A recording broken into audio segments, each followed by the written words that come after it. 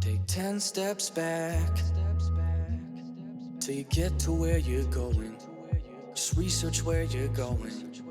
A t-shirt where it's snowing. A preacher not quite knowing what he's saying. What he's saying. I don't wanna be around when you lose control. I don't wanna be around when you lose control. I don't wanna be around when you lose control. When you lose control, it's so hard to hold all this weight up on my shoulders. I hate to say I told you so.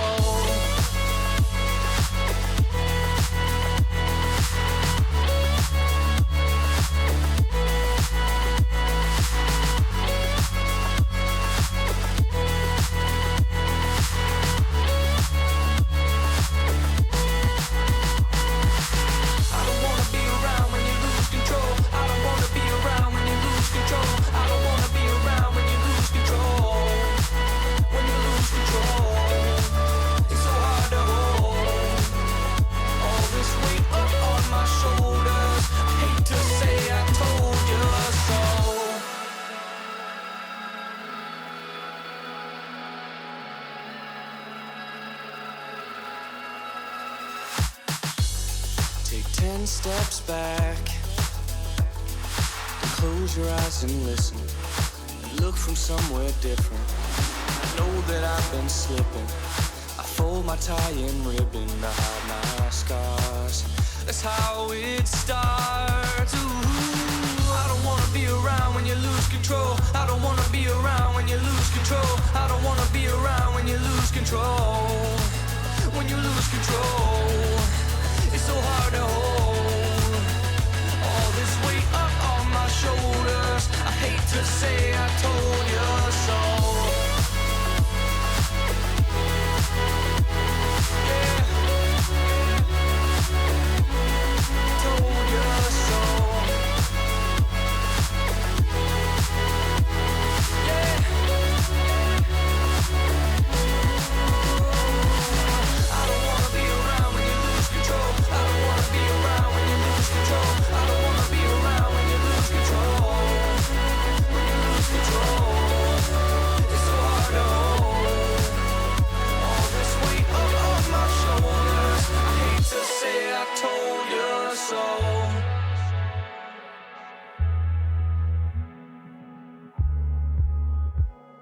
Hate to say I told you so.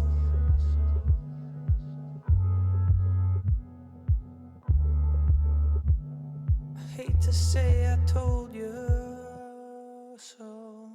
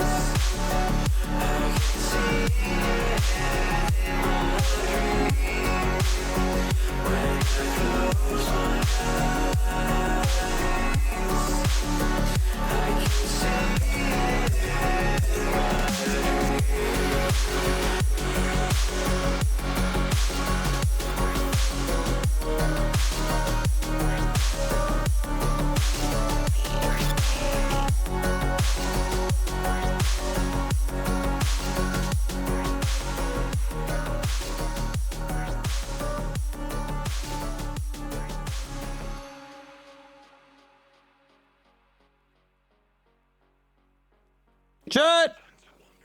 Yo. How we doing? Welcome in, everyone. Hello, hello. Could you really? I have not been on screen for like 30 seconds. Do you mind? Do you mind? Unbelievable. Anyways, how's it going, guys? In case you missed yesterday's stream, we are back. We are back from vacation. Gonna fall back into our typical stream schedule. Yeah. Please, please, please, please. God, that Ludwig clip is so fucking good, dude. What was the thing that he says in the Ludwig clip? I'm trying to remember. Fuck, what is it? I don't even remember. But goddamn, it's so good. Down bad because of Pokemon cards? Wait, what do you mean? Enlighten me. Oh, yeah, it was a booba emote. Ludwig, can we get a boba emote? Please. Please. Please. Please. Oh my god. Such a good clip. Goddamn. Oh, chat, you know what I'm drinking right now? I'm drinking the goddamn...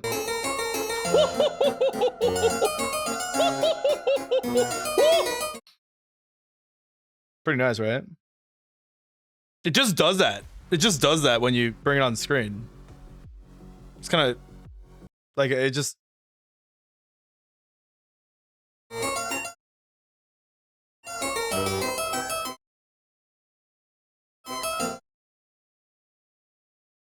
Crazy. I don't know. I don't know how that works. Materia! You better stay away. Anyways. Chat, I'm gonna be honest, I planned this bit for the Friday before I left for stream, and then I completely forgot about it in the fridge. And then I was like, okay, I'll do it on Sunday when I get back, and then I forgot again. But we finally got to it.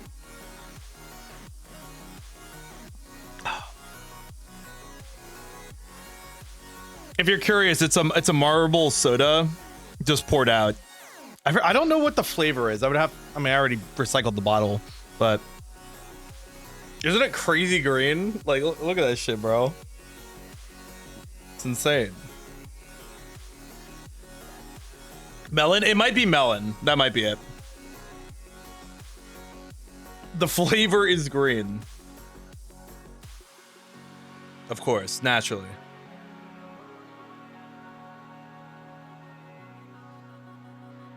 It's lime. It's definitely not lime. I think it is just like melon.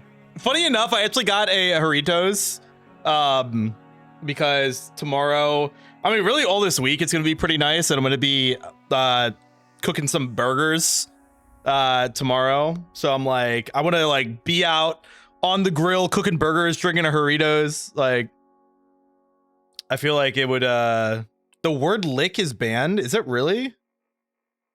That's real? Did I do that at some point? I don't remember doing that. Suburban Dad Matt. Listen, man, there's nothing wrong with a motherfucker loving to cook up shit on the grill, all right? It's been banned ever since Undertale Yellow? Wait, what was... What happened in Undertale Yellow that banned the word lick? I don't remember this.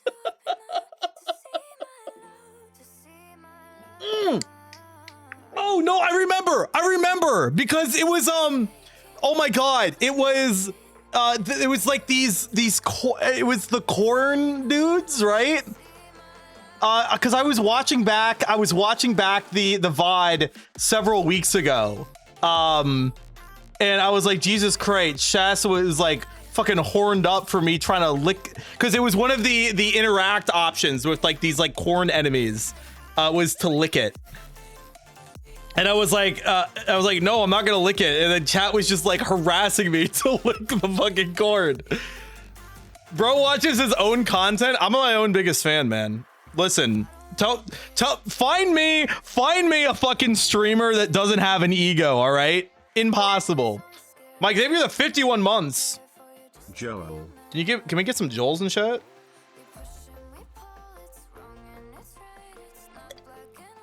What's the song playing right now? Chroma by Pixel Terror. Great track. And then chat told you to lick everyone else. Oh, that's probably why I banned it. Wait, hold on. So this is like an actual, I actually banned the, so I don't remember. I remember chat spamming me to lick the corn thing. I don't remember banning the word. That's surprising to me. Let me check this. I guess it would be in moderation settings.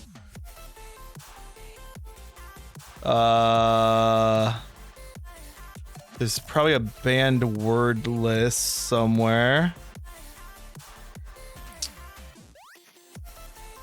Block terms and phrases.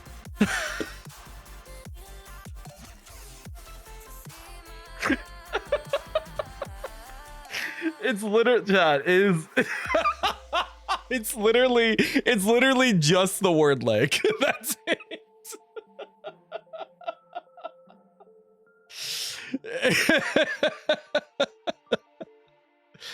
Wait, that's so funny.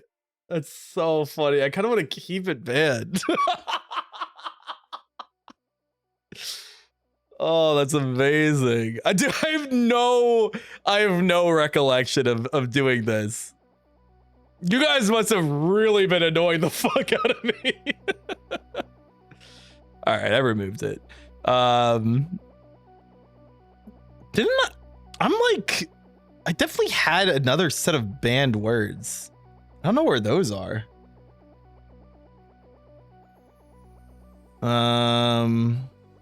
Maybe that's another. Maybe, is that under? I don't know where that is. Yeah, because that's being treated as like an auto mod.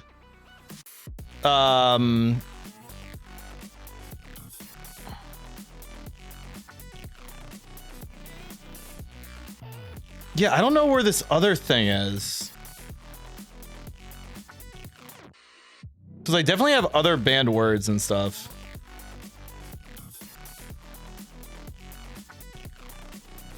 God, that's so funny. All right, anyways. All right, I gotta do these push-ups. God damn it, you guys got all this fucking auto mod queue. I'm gonna, you guys are killing me, bro.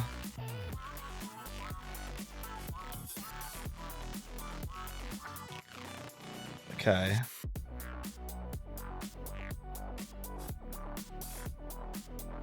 Oh, why is Lick still? It shouldn't be. I removed it.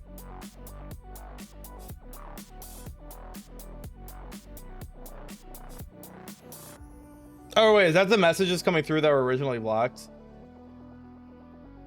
I don't know. I'm fucking losing it now. Message sent earlier. Oh, okay. Okay. Let me do these push-ups. Hold on, let me.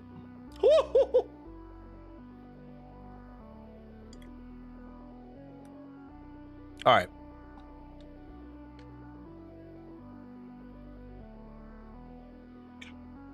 Freaking cord is all tangled up.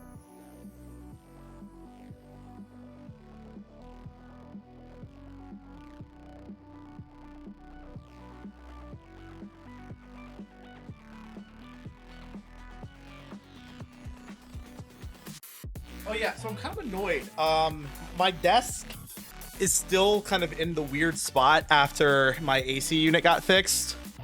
When this guy came to fix the AC unit, he specifically mentioned that it was like super dusty and that he would come back to clean it. And I said, oh, should I put in like another maintenance request for that. And he was like, no, don't worry, I'll remember. And I was like, are you sure? He's like, yeah, I'll remember. Motherfucker never came to clean this shit, man. It's been like over a week and it just like did not come over. Which annoys me because I could have had my fucking thing pushed back if he just wasn't gonna come and clean it. Like, I don't care. Like, it makes no difference to me, but I'm just like, if you're gonna say you're gonna remember to do something, then fucking remember to do it, I guess. Anyways, so yeah, Backrooms movie. I went with David last night. We went and saw the Backrooms movie. Obviously, I'm not going to spoil anything because I realize that there's probably people that have not seen it. However, it was good, man. I really enjoyed it. And that is me trying to put my bias, my obvious bias aside, because I am quite fond of Kane Parsons' work. But I thought it was a genuinely solid horror movie. And unlike something like the Five Nights at Freddy's movie, like, you know, I enjoyed the Five Nights at Freddy's movie, but I can like understand why someone who has no understanding of the FNAF franchise, I can understand how they could watch the movie and be like, what the fuck is this, you know? But like this was like a pretty like seriously done like horror movie. Like, it wasn't camp or anything. Like, it was like a legit horror film. And it was, I thought it was just like, it was done phenomenally. It was really well executed. I thought the like kind of found footage elements were done really well. Yeah, again, very reminiscent of like kind of the Backroom series that Kane did on YouTube. Obviously, with it being a feature-length film, there was also like the more cinematic footage, which I thought was also like super well done. Obviously, didn't have like the VHS look, but it was shot in a really cool way. What else can I say without spoiling anything? I thought I wouldn't really. This isn't really a spoiler. It's not something else that I appreciated about the movie. How were I thought the acting was phenomenal. Like genuinely like one of the highlights of the movie. I thought all the acting was super well done. Yeah, both lead actors, the guy who plays Clark and then the woman who plays the therapist, I'm blanking on her name in the movie. They do a great job. I think the found footage moments were the best parts. Oh, dude, yeah. I mean, like, again, that's like that. I am a sucker. I'm a sucker for found footage horror. I mean, that's like part of the reason the Backrooms or Kane Parsons Backrooms was enticing to me in the first place. Again, one of my favorite horror movies of all time is The Blair Witch Project, which is entirely a found footage movie. I love found footage. But yeah, no, I thought it was really well done. No movie night of the movie. You can't watch the Backrooms on digital yet. When the Backrooms is on digital, I'd be happy to do a movie night for it. I think that'd be great. But dude, there's like parts of it that are like pretty intense. I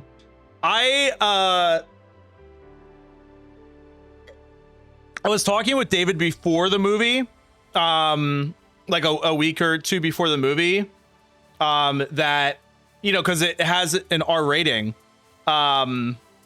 that I was like, I feel like I told him, I was like, I feel like it might be yeah, we're not doing any spoilers for the record. We're not spoiling anything, so don't worry. But But yeah, the spoiler, the movie's called Backrooms. I was talking to David beforehand that I was like, I know it's an R rating, but I almost feel like it might just be an R rating for like cursing. And that like I don't know if it's gonna like be like if there's gonna be like really any gore or anything. Like I feel like it's just gonna be like there's gonna be a lot of cursing because people are gonna be like, where the fuck am I, you know? And David was kind of like, Matt, if it's an R-rated horror movie, they're probably doing more than just cursing. I was like, I don't know. I was wrong, is all I'll say. There's definitely more than just cursing. So definitely the justified R rating.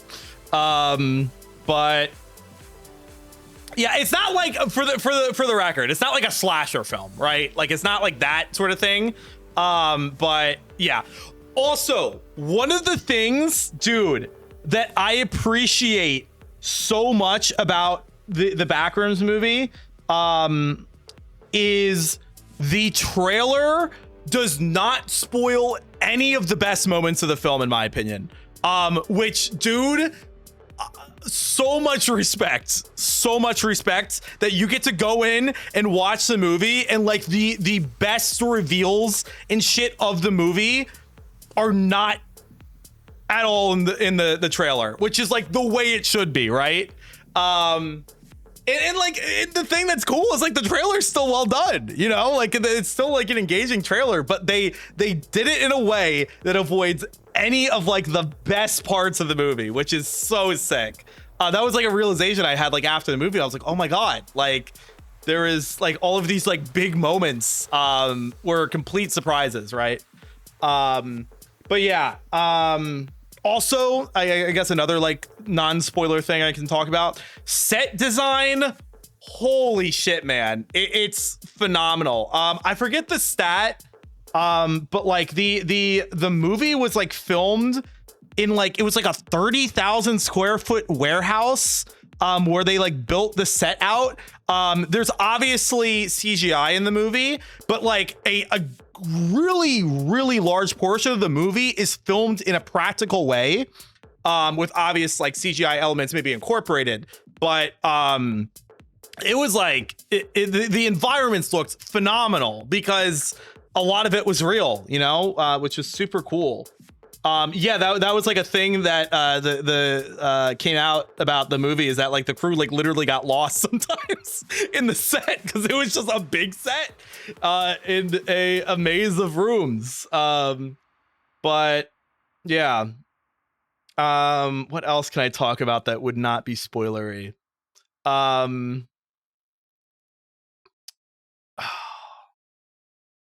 don't know if there's too much else. Oh yeah, the sex scene where they all have sex with the entities. Yeah, that was crazy. The scares. Okay, that was the other thing I was gonna say. Also, like one thing, I thought the pacing in the movie was really well done. There was not any parts that like felt like particularly like slow to me. And again, I like slow burns, but you know, I had, when I talked about like Iron Lung, for example, I had like just a couple criticisms about some of the pacing in the movie where I thought like it dragged on a little bit too long in certain points. Personally, I feel like the Backrooms, it was very well paced. Also with the scares, what I really appreciated, again, as someone who enjoys, you know, horror content, is none of the scares felt cheap. Like they were all like good scares, you know? It wasn't like Five Nights at Freddy's like 2 jump scare, you know? Like it was I thought it was like very tastefully done with the scares. There is one scene in particular that I'm not going to say any context about, but most people that have seen the movie know about this very specific location, and that part got me, man. It fucking got me, because it was just so fucking uncanny. Yeah. Oh man. Anywho, it has my recommendation. I think if you enjoy horror, and especially if you like, you know, Kane Parsons or Kane Pixels, whatever you want to call him, it's well worth a watch in my opinion. I think Kane's gonna go far. Dude, I think so too. Dude, the other thing is that the movie kind of sets up, in some sense, for a sequel, right?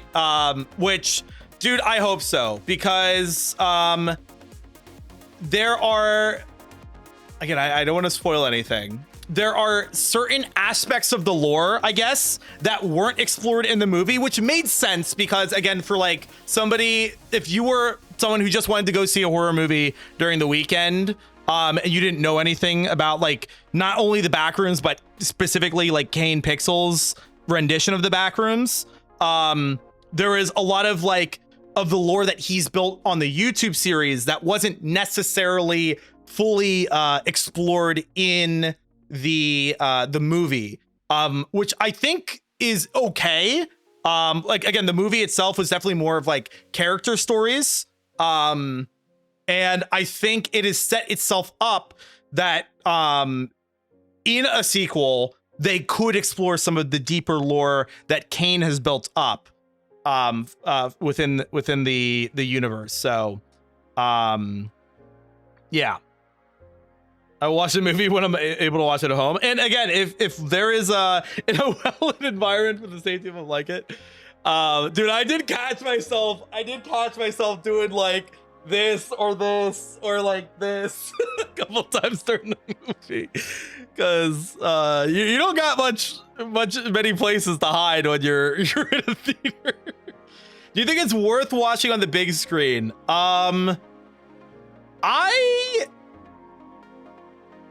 That's a good question. I think you could, if you did not want to see it in theaters, I think you could get away with watching it at home. Obviously, I think the theater experience is always like one of the better ways you can experience a movie. I don't think it is like a must see in theaters experience. You know what I mean? Like, I think while you might not get the same level of immersion watching it at home, I think you could get away watching it at home. One area legit had me hyperventilating.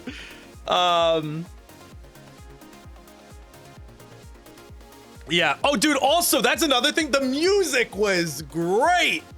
Really well done. I forget if the entirety of the score or just a majority of the score was done by Kane, but really good stuff. There were references in the music to other Kane Pixel series, which was super cool. So that was sick. Yeah, and some other media as well. Again, I won't spoil anything, but yeah, there is definitely like references to other Kane Pixel works and other kind of works out there in general. But yeah, yeah. Once if Backrooms ends up on a streaming service at some point, I would love to do a watch party for it. I mean, we're kind of due for a couple watch parties. We still gotta watch FNAF 2. We gotta watch Scott Pilgrim. What else do we need to watch? A24 films go HBO Max. Oh, Iron Lung, that's right. Is Iron Lung's on YouTube, right? They I think Mark partnered with YouTube to have the film there, right? Yeah. Yeah, we could look into doing that. Honestly, that's the sort of thing I might be okay tossing Mark a little money. You know. So but yeah, we gotta do a watch party for Iron Lung. Is there anything else that I've like said we're gonna do a watch party for that I haven't gone to yet? I don't know. Send Help. It's on Hulu. Have I talked about doing a watch party for that? I don't know if I'm talking about doing a watch party for it. Is that the one? Is Send Help the one that they? It's like the CEO and the employee crash in a plane. Is that Send Help? Stranded on an island? Yeah.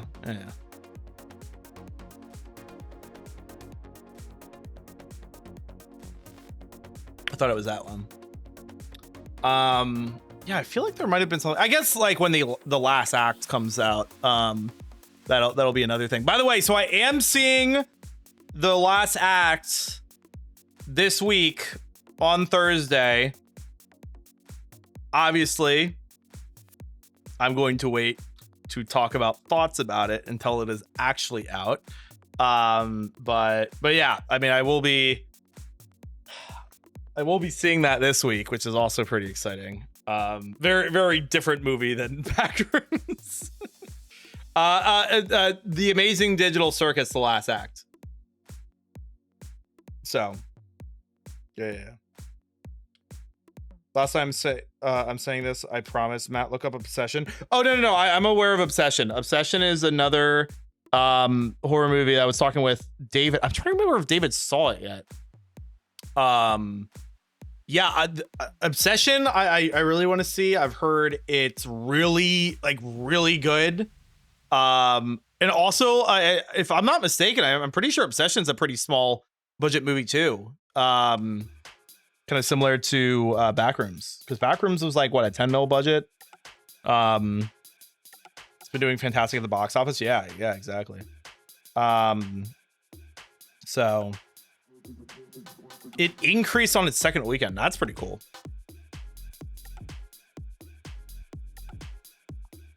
Goes to show word of mouth goes a long way, you know.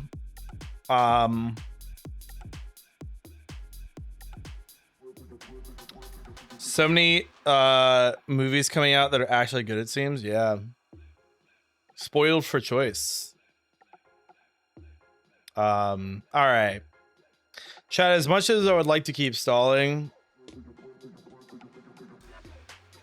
we have stuff to do today.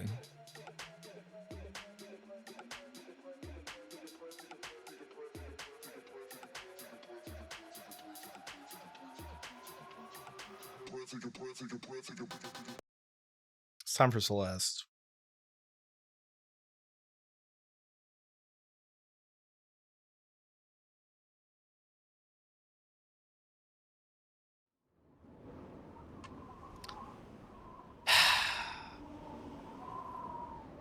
And I can also talk about my trip. But yeah, TLDR of my trip, man.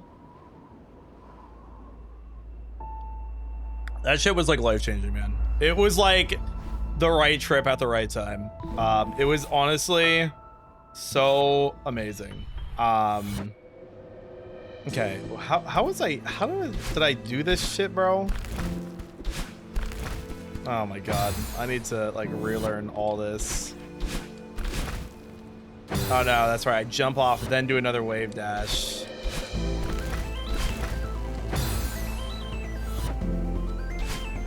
But yeah, I mean, the trip was, it was amazing, man. Like, it was everything that I could have dreamed of. It was so good. So day one, I flew into LAX, and immediately had a little bit of a hiccup at the start of the trip. So, you know, we land, I reconnect to cell service, and I see that I have a message from the guy that I'm renting the car from on Turo, which, by the way, in case you didn't see what I rented, which is surprising considering I was posting about it like every day. This is what I rented. It was a Porsche Boxster S, and dude, holy shit, it was so fucking sick. It was not cheap, but oh my god, was it worth it, man. You know, there was like a point in the planning phase of the trip this year, where, you know, I was looking at like the general cost of the trip, which, by the way, not a cheap trip. I don't regret spending what I spent, but it was not cheap. But yeah, so like it was I think I was like, there was a point where I was like, maybe I just like rent like a Miata instead, just to like save some money. But I was like, no, like the original plan was always to do a Porsche Boxster. Like I should stick with my guns. Wait, that was like kind of good. And yeah, so I was like, I should stick with the way I was doing it. And again, I'm very glad I did. But anyway, so I get off the plane, and I hear from the Turo guy that I'm renting from that the previous person that had the car returned it like an hour late. So he was unfortunately behind on getting it ready because, you know, he had to get it washed and top it off on gas. So he was like, you might have to just like wait a little bit. And, you know, it was like, whatever, like there's nothing I could do. But so yeah, I did end up having to wait around a little bit that day. But eventually, I'm trying to remember how late it was. It was probably, I think, but all in all, it was like maybe like 45 minutes late. But showed up. The guy was super nice. You know, showed me a couple things about the car before he went his own way. Yeah, so the only bad thing was, so again, since it was late, I was like a little flustered since I was just like starting the trip already like a bit behind schedule. And then like, you know, I sit in this car and I'm like, holy shit, like this is all so foreign to me. Like I don't understand how to control anything. So I just spend probably easily another 15 minutes just like learning the car before I even left the parking garage. And then I was like, all right, like I need to get going. And unfortunately, in my rush to get going, I forgot to apply sunscreen. Now, you might say, Matt, you're in a car. What does that matter? The Porsche Boxster S, it is a convertible. And except for the day that it rained during my trip, if I was in the car, the top was down. And that includes the first day. So I left for this 2-hour drive or so to Santa Barbara from LAX.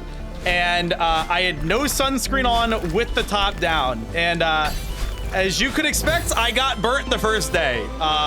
So that sucked a bit. It wasn't like that bad of a burn, but it still was a burn. So yeah, TLDR, if you're gonna be in a convertible with the top down, if the sun's out, you need to put sunscreen on. Honestly, even if it's like overcast, you should probably still put sunscreen on. But anyways, so I get to Santa Barbara. So Santa Barbara, I was checking out something. I think I talked about this in the Discord because it was just like so funny to me. I went to an area called the Funk Zone, which just felt so appropriate for a motherfucker like me. So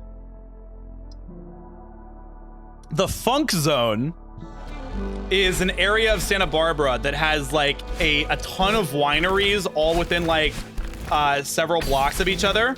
So you can just like check out a lot of like really good wine. So now obviously I had to be responsible because I was driving, you know, for a large portion of this trip, and I would be doing more driving later that day. So I did not do too many wineries. I only did 2 and did like a tasting flight at each, which if you don't know, when you do a tasting flight, they're obviously not giving you like several full glasses of wine. They're giving you glasses of wine that are, hold on.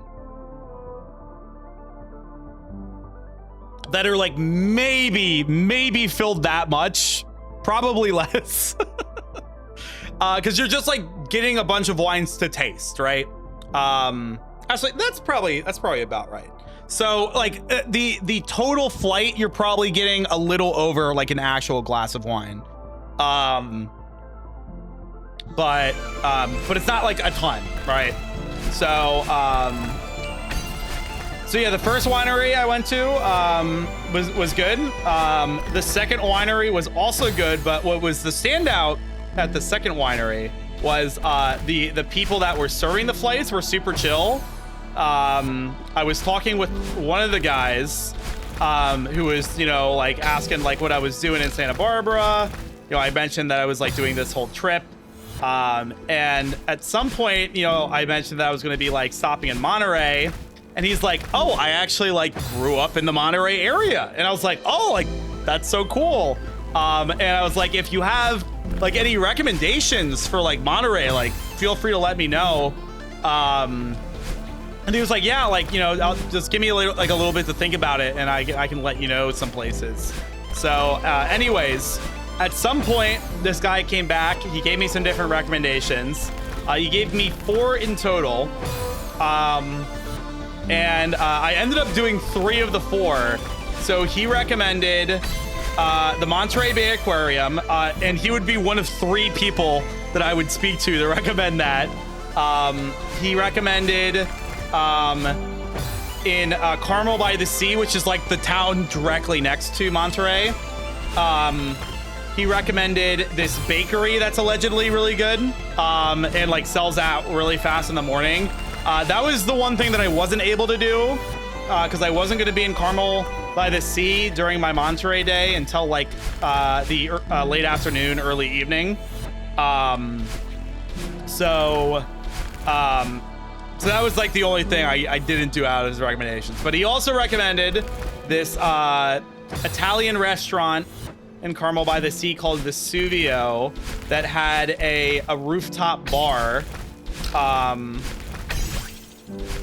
So I was like, okay, that sounds cool. And then he also recommended around the Big Sur area, there is a place called Big Sur Tap House that had like some good beers and good food, as well as a cool outdoor area. So I was like, all right, thank you so much for like the recommendations. So yeah, left that second winery. I ended up going to this other place to get like actual dinner. I'm trying to remember the name of that place. Oh, that was awful. But yeah, I had really solid burger there. So yeah, I was probably in, oh my God, what am I doing? I was probably in Santa Barbara for, I don't know, maybe like 3 hours or so, all in all, and then left for my hotel, which actually wasn't in Santa Barbara. It was like an hour over in a town called Lompoc. So the reason I booked a hotel there and not in Santa Barbara was Santa Barbara, unfortunately, and it might have partially been because it was Memorial Day weekend here in the US, but it was the hotel prices were a little high in Santa Barbara, and in this town like an hour away in Lompoc, way more affordable for hotels. So I was like, you know what, I'm just gonna save the money and go to the next town over, because who cares? Like I'm only there for the night anyways. So I ended up doing that. So that was day 1. Day 2, woke up, did a big drive to get to 2 hikes and then Monterey. Oh, and by the way, in case I didn't mention this earlier, so the whole point of this trip was to drive along California's Pacific Coast Highway. And so basically, outside of like a couple very small stretches, I was on the Pacific Coast Highway like the entire time.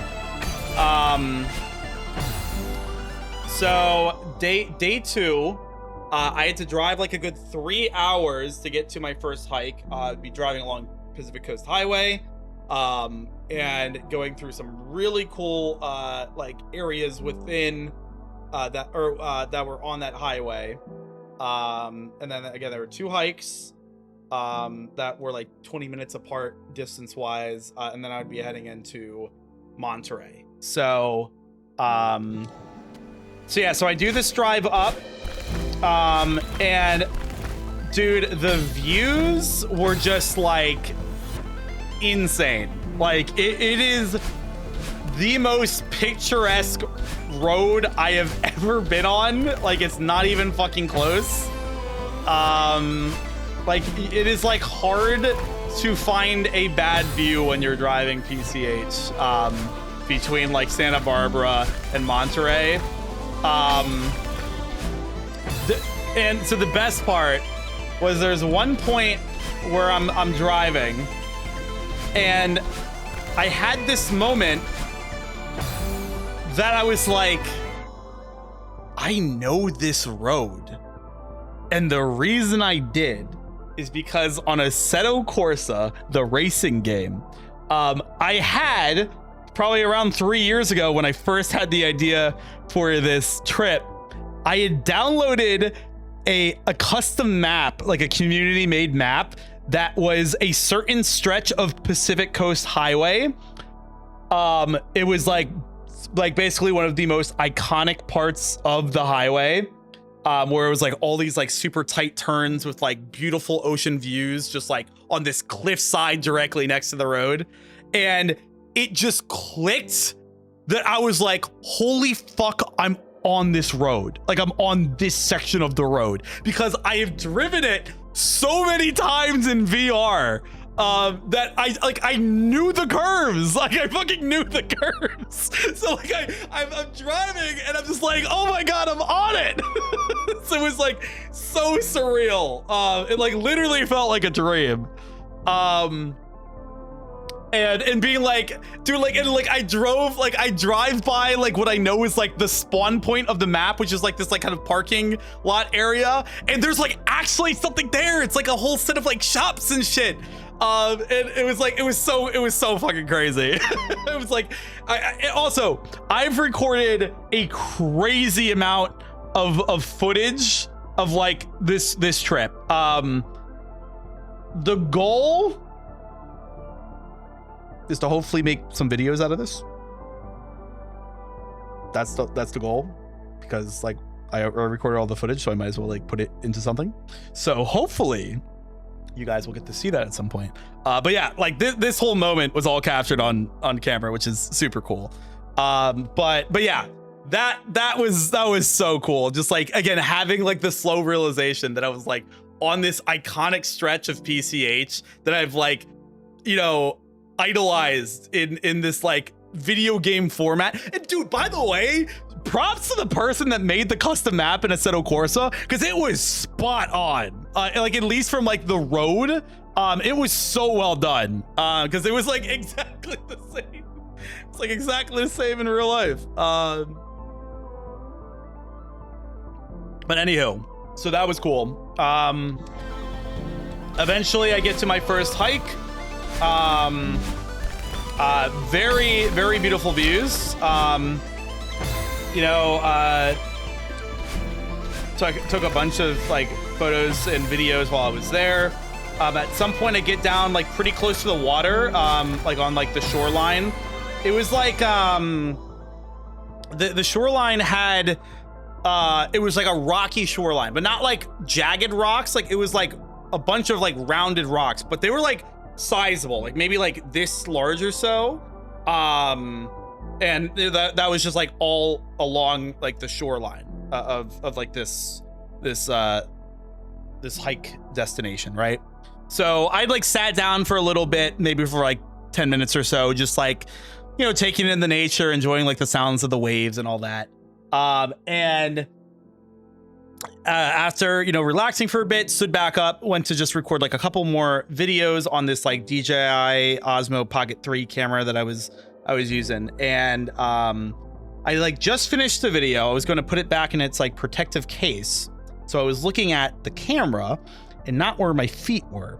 And by the way, this is first hike of the day. Not even just first hike of the day, first hike of the trip. And since I wasn't looking where I was stepping and I was looking at the camera, if this is a rock, I go and step with my left foot kind of on the edge of the rock instead of on top of it. And I roll my ankle and completely eat shit. Like I fell so hard. And it was definitely like the way I described it to my parents is I was more embarrassed about the fall than I was hurt from it. I should have recorded. I mean, the funniest part is that I was putting my camera away, which honestly is good because I had just gotten it in the protective case when I fell. And I ate shit. Like I dropped the camera and everything. If it hadn't been in its protective case, it might have broke the camera. Like it was a pretty hard fall. You guys can kind of see it's definitely way more healed now, but like this is all from that fall. This is where I fell like the hardest on. I scraped up my leg pretty bad. It looked worse than it was, but like my leg was bleeding. But again, it was just like it really didn't hurt that bad. It was just like so embarrassing because there was like, I might need to pull out Notepad. Or no, maybe give me Notepad. Give me Notepad. All right, so like this is no, not Notepad. What the fuck? Give me paint. What the fuck am I doing? Okay, so like here is like shoreline, right? Bunch of rocky stuff. So over here there is like this like almost like tide pool thing, that, you know, so this is all water, and there was like a bunch of people like all around this. I fell over like here basically, and there's no world that like at least half of these people did not just watch me eat shit. And I was bummed out because I wanted to check this out, but I was so embarrassed from the fall that I didn't end up going over there. Because I was like, oh my god, all these people just watch me eat shit. And like I didn't want fucking like all this like, oh my god, are you okay? You know, like I didn't want to deal with all that shit. Because like I was fine. It just looked bad because my leg was bleeding. But anywho, oh, and then the other issue was I didn't have like any fucking napkins or anything on me to help like clean up some of the blood.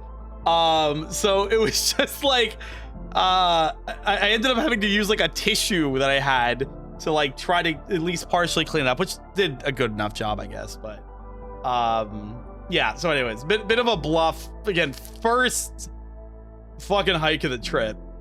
But, honestly, I mean, it could have been way worse. I am so lucky that the way I rolled my ankle, didn't sprain it. Like my ankle was totally fine.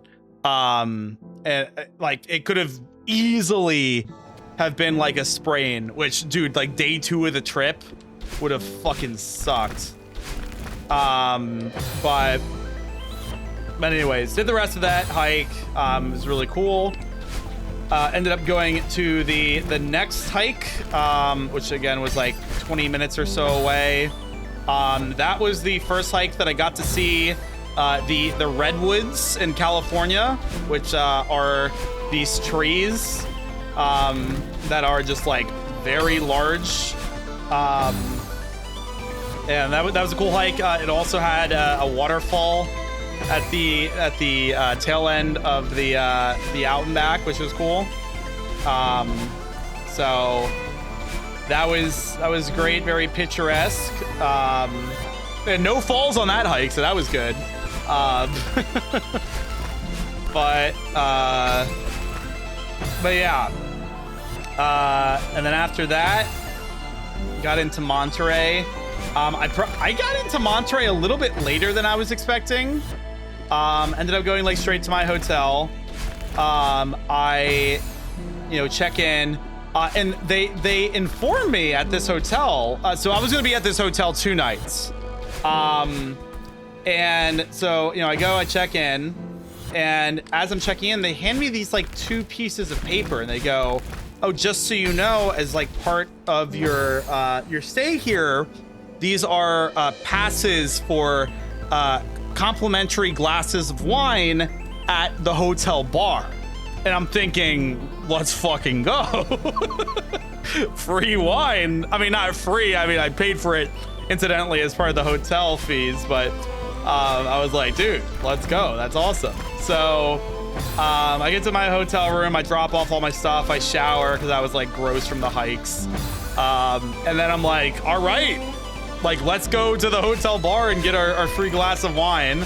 And also, I'm trying to remember what time it would have been by the time I was like done showering and like all that stuff. But it was like, might have been like, it was past 7, I think. And so I was like, you know what? Like, I know I could like try to find like some place to eat in Monterey, but like I'm already going to the bar at the hotel to like get my free wine. Like, I might as well just like eat while I'm at the bar. So I ended up doing that. Bartender at the hotel, super nice guy. I got a glass of wine, ordered some food, and by the time my food was out, I was like kind of like finishing the glass of wine, and the bartender comes over and he starts refilling my glass of wine. And I was like, oh, is this like free refills or something? And he goes, yeah, I'll keep you filled up. Which I was like, say less, man. It was my understanding. No, it wasn't like a flirty thing, for the record. It was like, it was a misunderstanding on my part that I thought it was just like a 1 glass of wine. But if you were just gonna be at the bar, it was like basically bottomless glasses of wine, probably to a limit, right?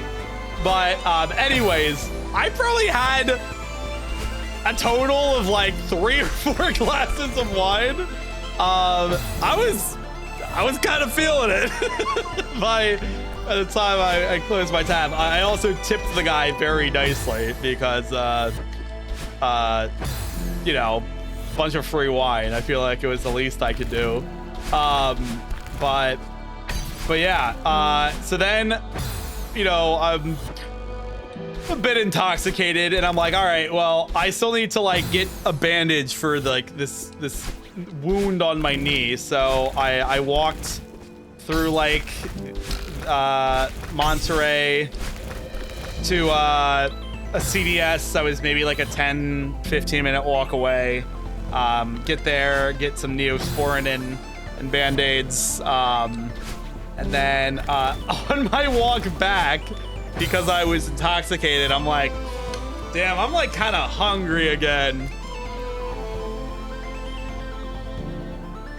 And I walk by a Panda Express, which, for the record, I've never had Panda Express before. But I was like, dude, Chinese food would hit right now. So I went in Panda Express and I got a bowl. I think that's what it's called. Where it's like 1 entree and then rice. But yeah, so got some nice drunk food and then went back to my hotel and ate it, and then went to bed after exporting all my footage and stuff. But yeah, so So that was day 2. Day 3, wake up at the hotel. Ended up going to a cafe that was like relatively close by in Monterey. Very cool place. Had a nice latte there, as well as a chocolate croissant, which was nice and yummy. After that, I was like, all right, it's I should probably get going to the aquarium. I'll have to like figure out how that works, because I looked up like the aquarium on Google Maps. I noticed like it didn't have any parking lot or anything, since it was like in the city of Monterey.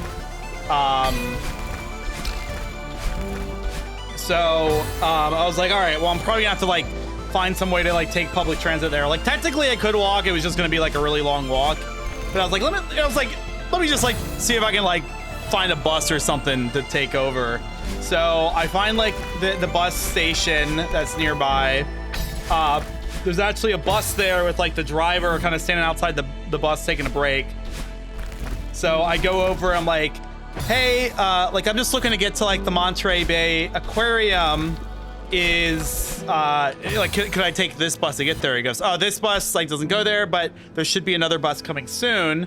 But then he goes, but if you're going to the Monterey Bay Aquarium, there's also a trolley that'll like also take you by some of like the tourist spots in Monterey, and that's completely free. And I was like, oh, like that's cool. And then like on cue across the block, this this fucking trolley comes up to it, the stop, and he goes, oh, it's actually that trolley over there if you want to go and try to get it. And I was like, oh, like perfect, like thank you so much for the help. So I run over to this trolley, was able to get on it before it left, and took it to the Monterey Bay Aquarium. Again, totally free, and it was kind of cool because again, it swings you by some of like the cool spots in Monterey. So so yeah, did that, got to the aquarium, and then you know I get in line to buy a ticket. So I get inside, and I see that they have like, you know, a board hanging saying like the price of admission for, you know, like adults and children and elders and all that stuff. And I see, because I had not looked into the cost of the Monterey Bay Aquarium before I got there. I see that the cost for adult entry is $65, which was like, wow, that is more than I've ever spent at an aquarium. And so, dude, I saw that and I almost was like, do I not do this? Because I was like, that's a lot of money for like an aquarium. But I'm like, oh, so worth pointing out, this bartender at the hotel, when I was telling him about my plans for the next day, I brought up the aquarium and he said, oh yeah, definitely do that. It's supposed to be great. And later that night, Ben had called me, and same sort of thing. I was telling him about the aquarium, and he also said, he's like, oh, I've heard really good things about the Monterey Bay Aquarium. So I had like 3 different people telling me that the Monterey Bay Aquarium was good. Because again, the first guy was the guy in Santa Barbara. So I'm like, man, this is really expensive, but like I've had all these people tell me it's good. So like I know like the price seems rough, but I should probably still do it. So I was like, fuck it. And I ended up getting the ticket. And dude, I'm glad I did, because while it was expensive, they do a good job about making that price feel worthwhile, man. I was kind of like hauling ass through the museum, and like there was a couple things that I didn't do. Most notably, there's like an auditorium where they have like different showings throughout the day. I didn't do any of that. And there's again a couple other things here and there that I opted out of doing. and even like missing things and kind of like moving quick through the museum, I was still there over 3 hours. If you like took your time and like did stuff in the auditorium and like all that stuff, you could like, it could be a half-day trip. Like it is really well done. There's so much to see. All of the exhibits are just, again, really well done. And dude, the seals are so cute. Or sorry, it's not seals, the otters. The otters, so adorable. Very, very cool seeing that exhibit. I was scared when I first got there because the otters, I don't know if they were like maybe doing some like checkup stuff. Like the animal care staff were like doing checkup stuff or whatnot. But like when I first got there, the otters were not there. Thank you for the three. Give me money. Thank you for the 3 months, Polaris. So I was like, damn, are they like not here today? But luckily they came out later. So, but yeah, so that was that. But yeah, aquarium, really good experience. While it is expensive, if you're in Monterey, I think it is worth the cost if you're willing to foot the bill. But yeah, so left the aquarium. At this point I'm hungry because it's like past, I think it was like past 2. Might have even been close to 3. And so I'm like, all right, like I need to go get food somewhere. Or no, it might have been like around 3. It might have been just after 3 because I think it was just after 3 because I think a bunch of places were starting to close at 3 because I went to like this cafe that looks kind of cool and they were like, oh sorry, like we're almost closing for the day and we're out of our sandwiches. I go to this other place and they're like, sorry, we were closing in like 1 minute. And then I'm like, shit, I need to find something. And then I ended up at this crepe place that was not about to close. So that was good. Great food there. And then kind of like, I just walked all the way, or no.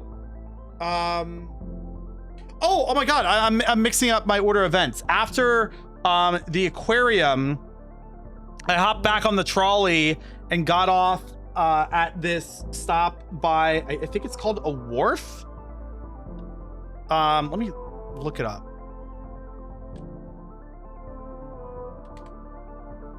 Yeah, it's called a wharf. It's like a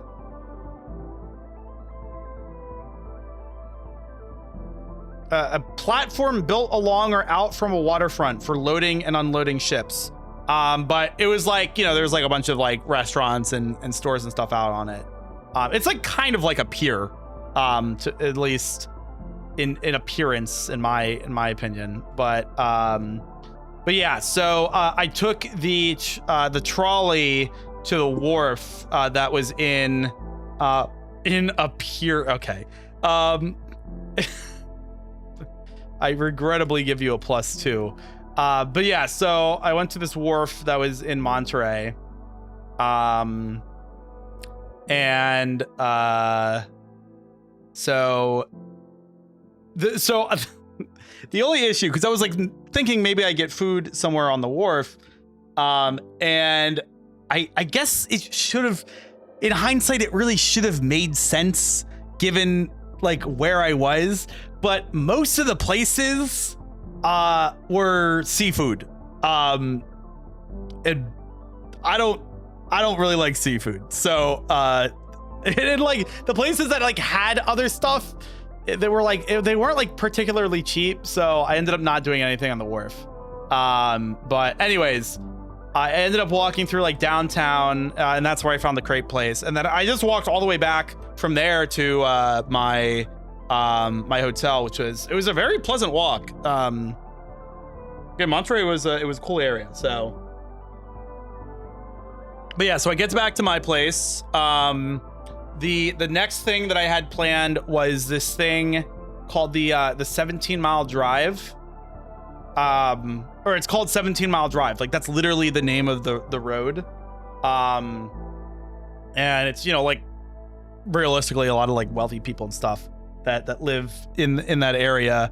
But how long was it? You'll never guess.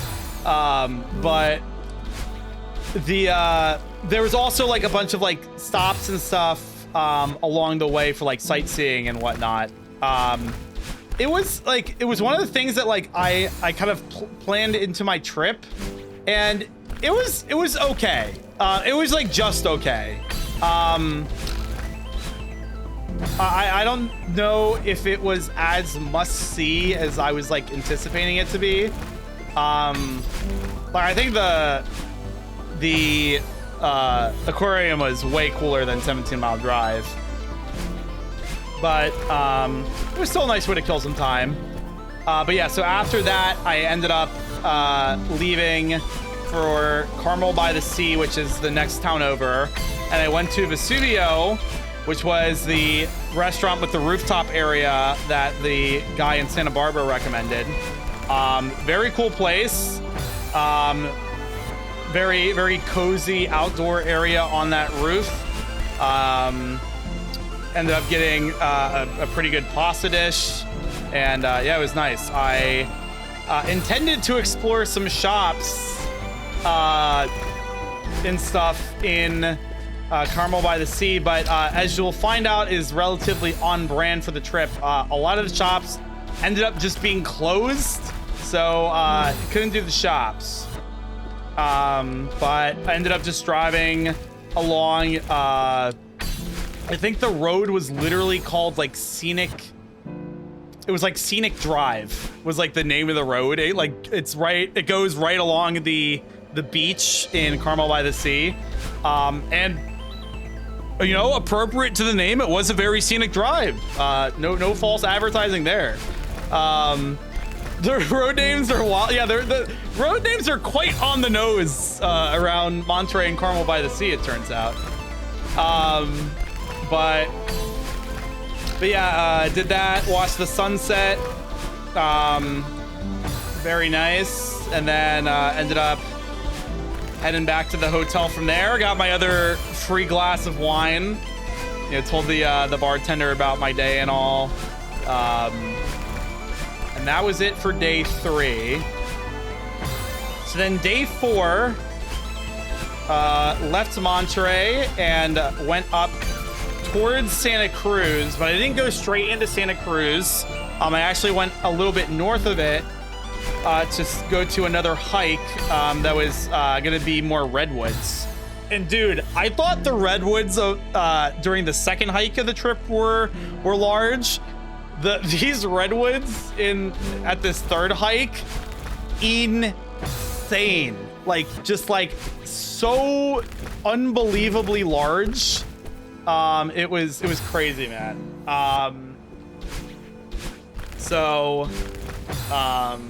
Yeah, very cool hike. I got to see just like tons of like just spectacular redwood trees. And then from there I went to what was it called? Like it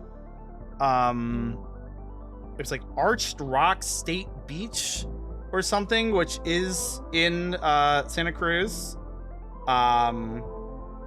Give me one sec. I can confirm this.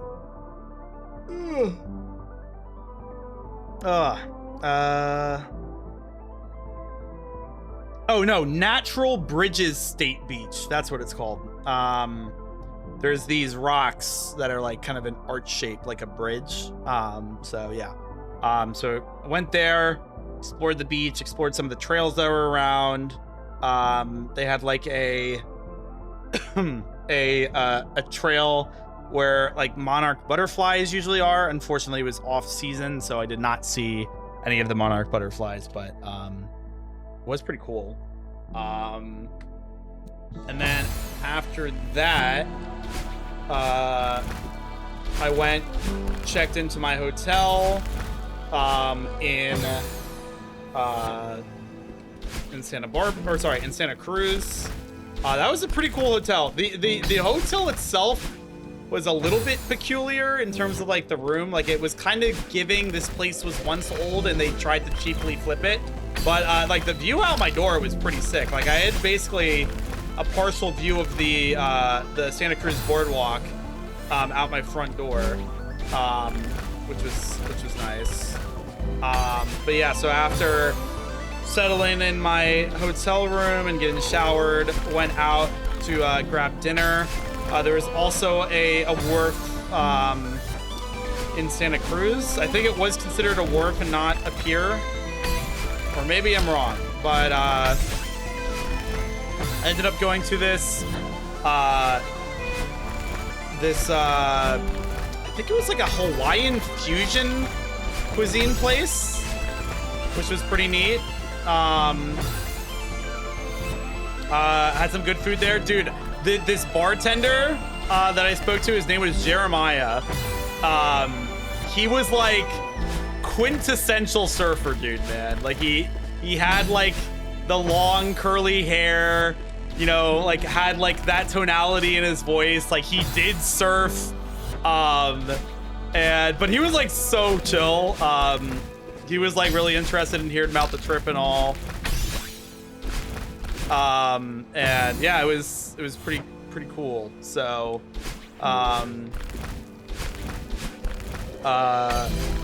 good food. Oh, and he also made me, so when, you know, I got there, I was asking for drink recommendations for the place. I mentioned that, you know, I was like a Manhattan and old fashioned drinker. And he's like, all right, well, like there's like this drink like on the menu, but there's also a drink I could make for you, that, it was basically like an old fashioned, but with rum, and a couple other, you know, twists. And I was like, well, let me get this drink on the menu, but if I'm still feeling a drink later, like I'll get that. Ended up getting that drink that he made, and it was really good. Honestly, I think I preferred it over the menu, or the drink on the menu. He had a girlfriend, all right. He was a happily taken man. So you so you watch yourself, buddy. But yeah, he was super chill. Very nice guy. After that, I went and like walked the boardwalk. As I said was a theme on this trip, a lot of the shit on the boardwalk was closed, which I was kind of bummed out about, because I really wanted to like get some ice cream on the boardwalk, and again, everything was closed. So and I still, like, I finished walking the boardwalk and I'm like, well, I still want fucking ice cream. So then I ended up walking like a pretty good distance into like downtown in order to like find this ice cream place, and then got ice cream there. But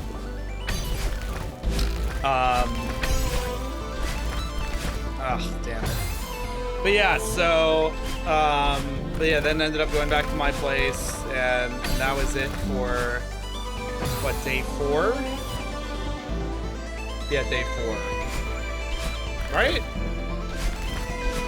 Yeah, day 4. Ow. Alright, so then day 5, that was my first point of the trip going back south. So it was just a big drive day, but notably I got to drive through Big Sur again.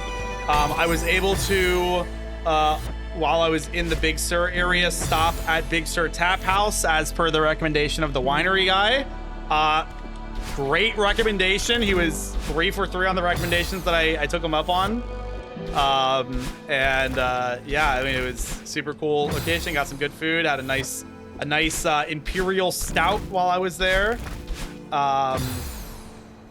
Continued with the trip. I got to do that one super cool stretch of PCH again.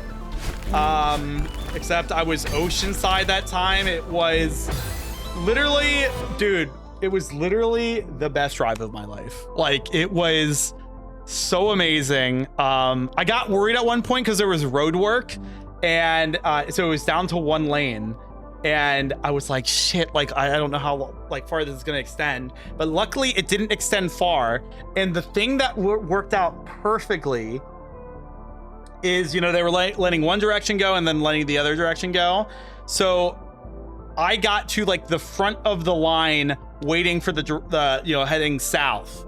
And, you know, there's a pretty long like gap between going either direction.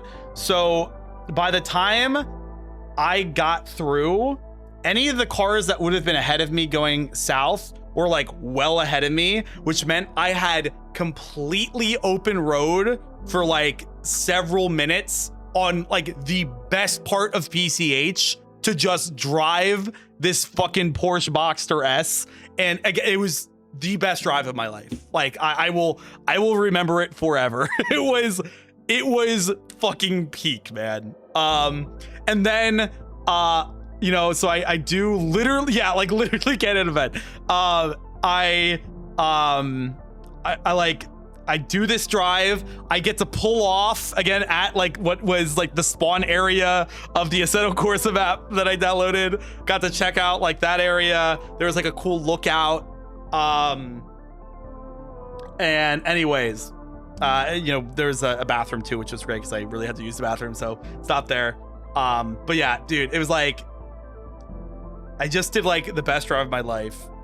Got to check out this cool area. I get back on the road. I'm maybe driving for like 5 minutes, and it was just like the right song at the right time came on. It's a song called "Behind the Clouds" by an artist named Cavill, I believe. And dude, I straight up, I just started crying, like tears of joy. It was it was amazing. Like it was it was just like the emotions just like overwhelmed me. Like I was just like, how fucking lucky am I to be doing this right now, you know? And I started crying. I almost had to pull over because I was crying so much. But again, like tears of joy. And it was kind of funny because then like I like composed myself, but then for like the next like 15 minutes or so, I would go through these waves of like I'm okay, and then like I would start to get emotional again, and then I'd be like, no, cut it out, lock in, and then I'd be fine, and then I'd get emotional again, and then I'd be fine again. That was like 15 minutes. But dude, it was fucking beautiful. Like it was just, oh my god, like literally a dream come true. But that definitely the highlight of the trip was that moment. It was so cool, man. But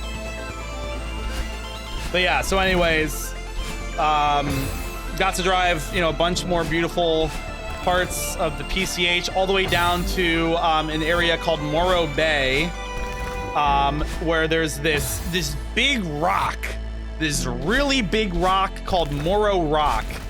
And I know what you might be, sorry, I keep pausing. I know what you might be thinking, like, Matt, how big could this rock possibly be?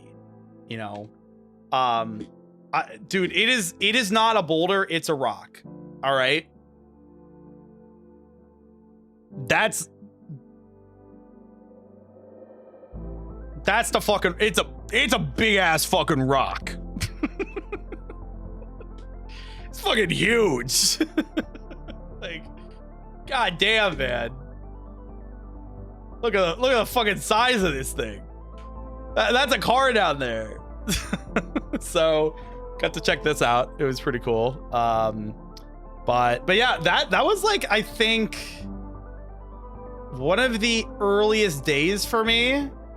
Because I got there at a pretty reasonable time, all things considered. But I was like, you know what? Kind of nice to have a day where maybe I just like wrap it up a little bit earlier. Dude, I literally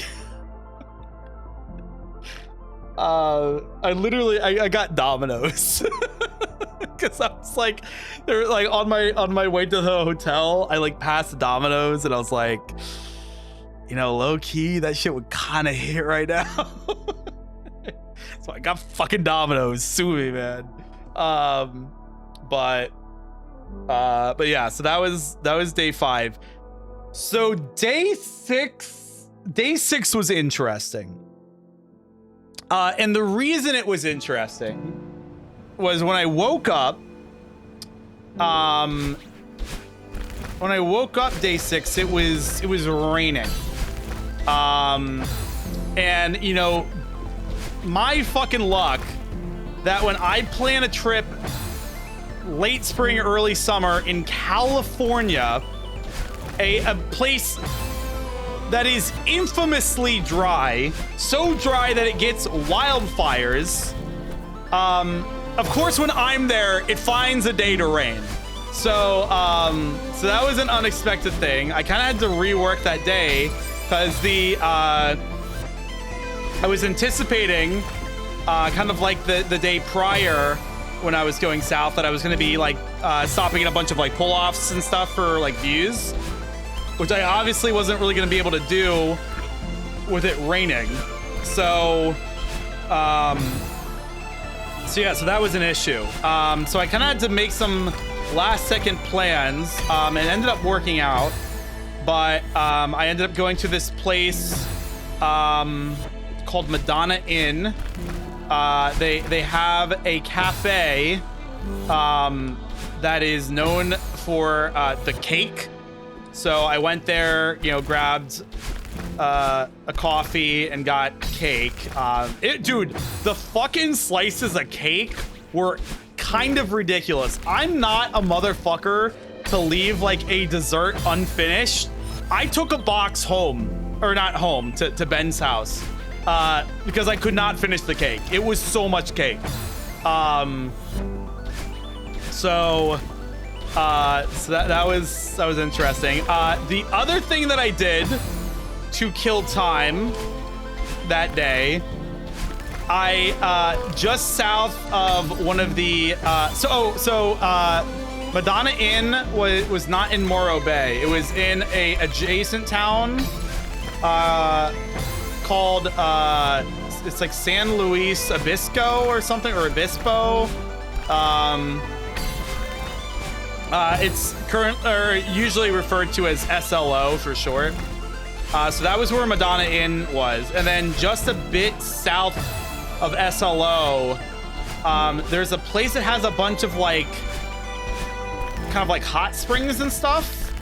And I found this place that would let you rent a private outdoor hot tub for like $25 for an hour. And I said, fuck it. Let's do it. So, which is really interesting because it was raining, but it was like fine because like I was in a hot tub anyways, like I was wet. So like who fucking cares if it's raining out? But it was cool. It was like a nice, like very relaxing thing. It was also like it was really private. Like I was, because like you get in this hot tub and it's like fully surrounded by walls, so like nobody else can like see into it. It was like so private that like I was like what are people doing in these, you know? Because I feel like you could kind of get away with some shit.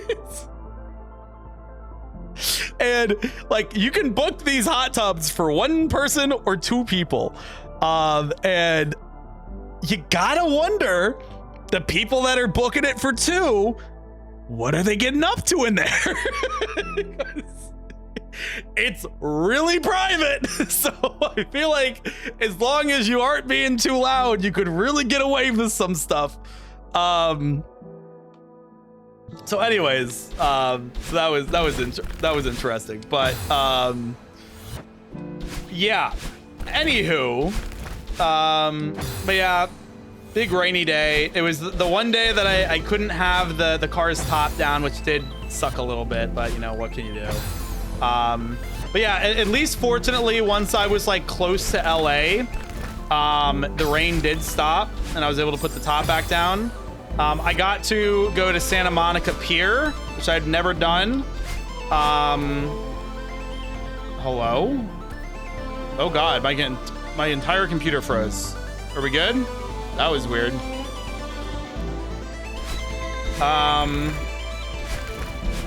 But yeah,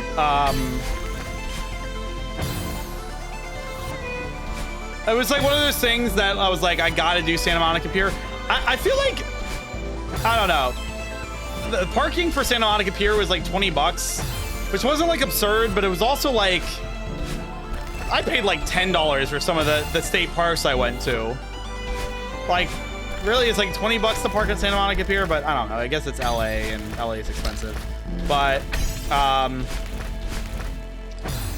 yeah, so, but the pier was cool. I ate at this one Mexican food place that was kind of towards the end of the pier. And then after that, got to Ben's place, you know, stayed there for the night. That next morning,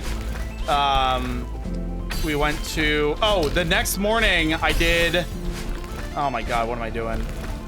I did a morning drive up in the canyons north of Malibu, which would have been, I think, really cool if it weren't for the fact that like halfway through the drive there was road work that interrupted the drive, so that kind of fucking sucked. But anywho, so after that, Ben and I ended up going to a diner to get some food. We went into Burbank to check out this video game store that Ben goes to. Very cool store. Had some like really tempting items. Dude, I found out at this store, apparently Undertale came out on the PS Vita. This was news to me. But they had a copy of Undertale for the PS Vita. And that like blew my fucking mind. Cause I was like, I had no idea it released on the Vita. That was just so weird to me. But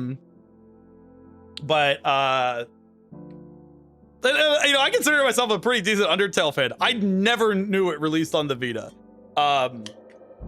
So the more you know.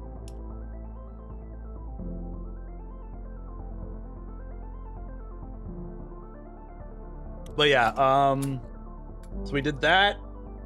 Got back to his place. Honestly, we just kind of chilled for a while, like played some games and shit.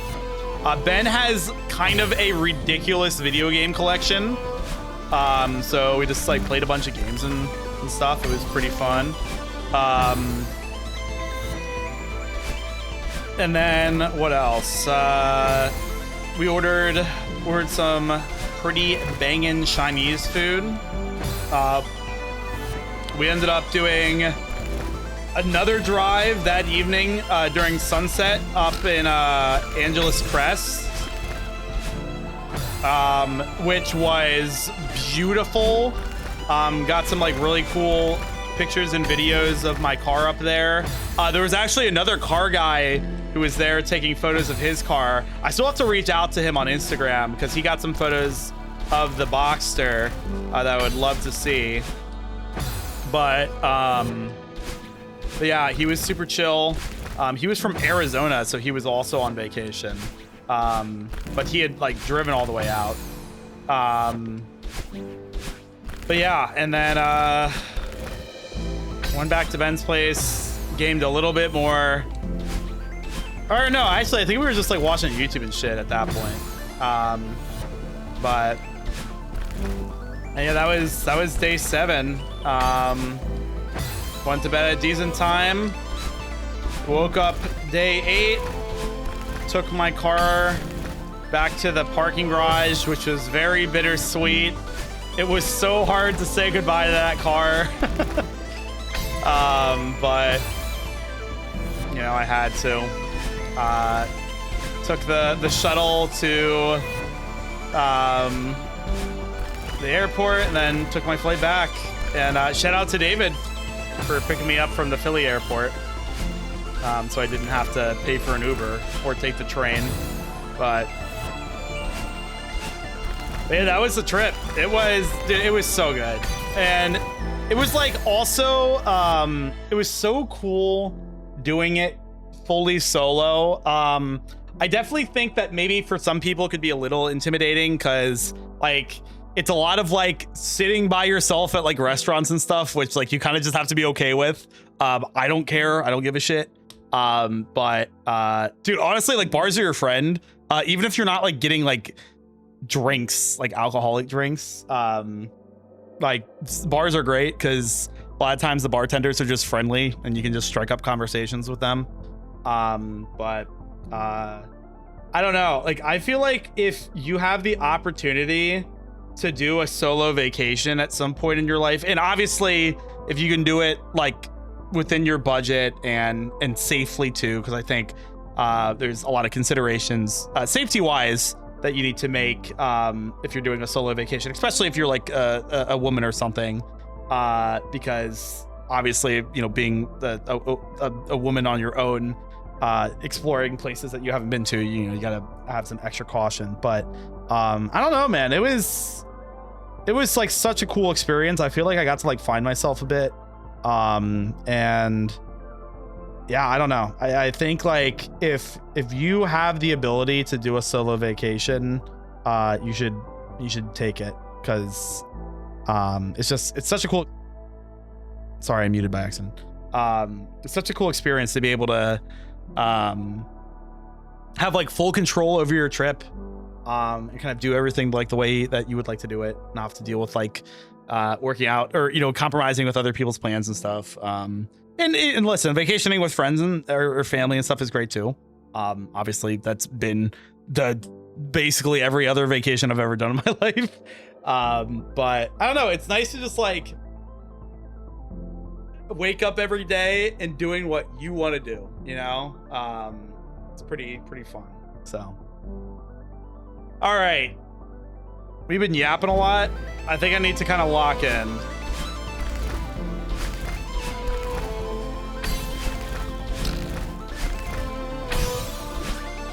Oh, dude, that was like perfect.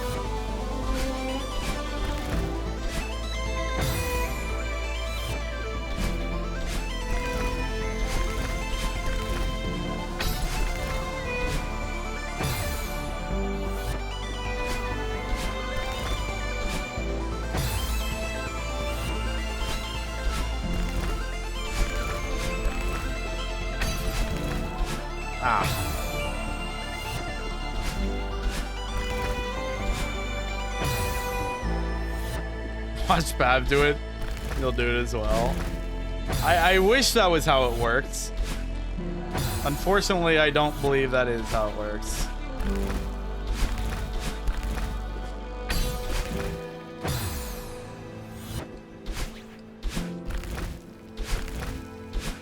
Ay, ay.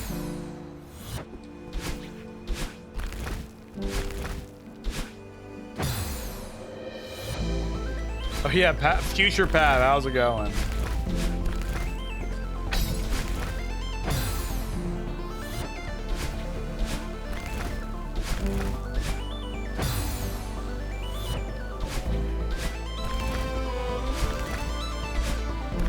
Dear Lord, this is so bad.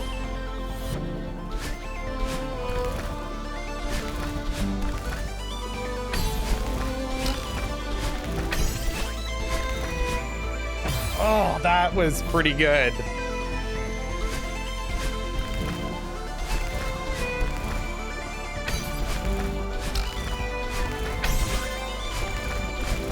Ah!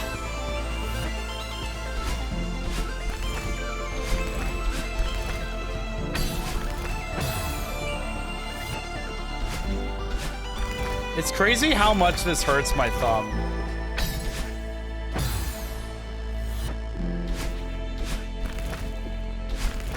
Wave dashing is just so uncomfortable on your thumb, man.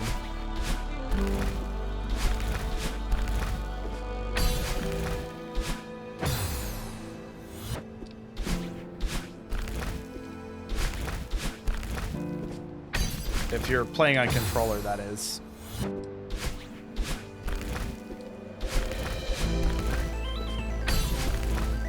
Way too high up.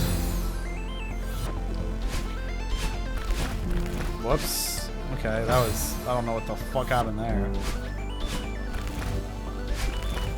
Way too high up.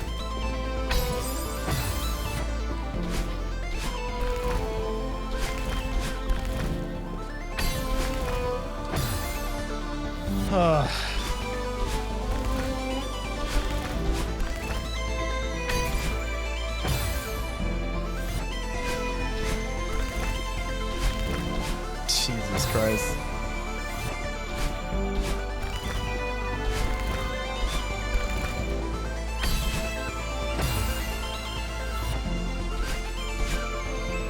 Bro, what?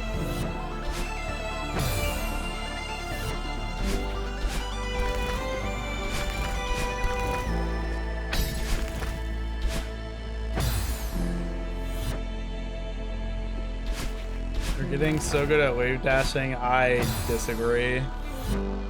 Unless that was sarcastic.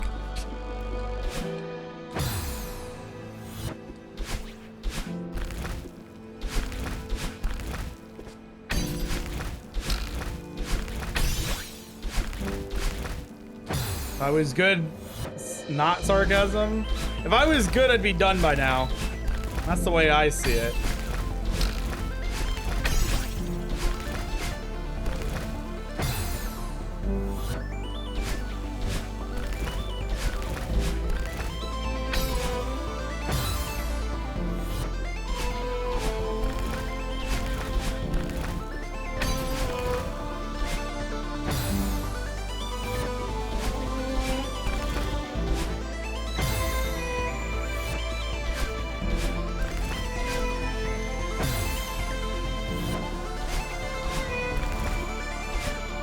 Let me lock in. Let me lock in.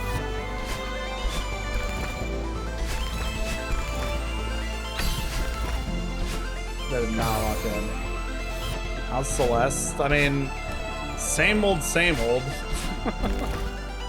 They spent a good 40 minutes or so. Actually, no, probably like an hour or so yapping about my vacation. So wasn't like quite fully focused. Are we doing you have to drink this week or next week? Next week. It will be a large one.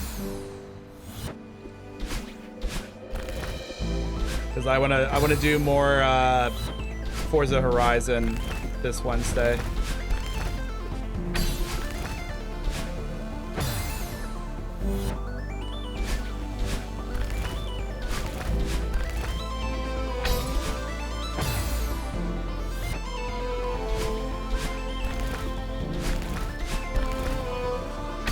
Submitted one thing this time, huge, nice.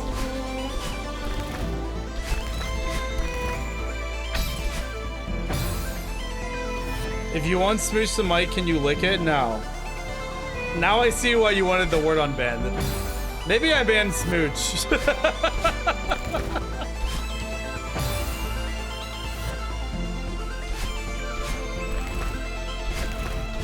I think Traeger hates me low-key. I don't think it's low-key.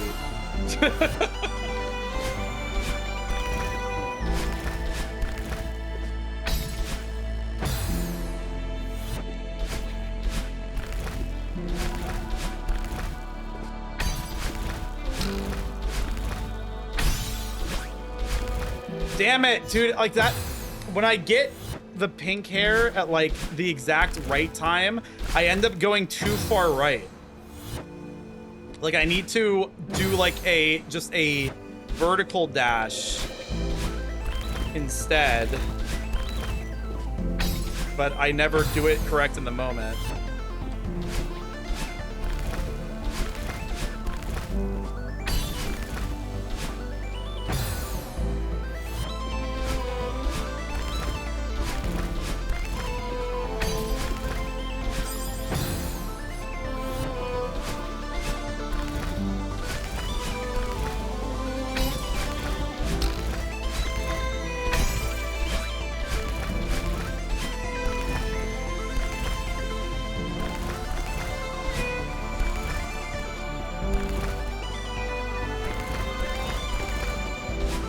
Yes! No!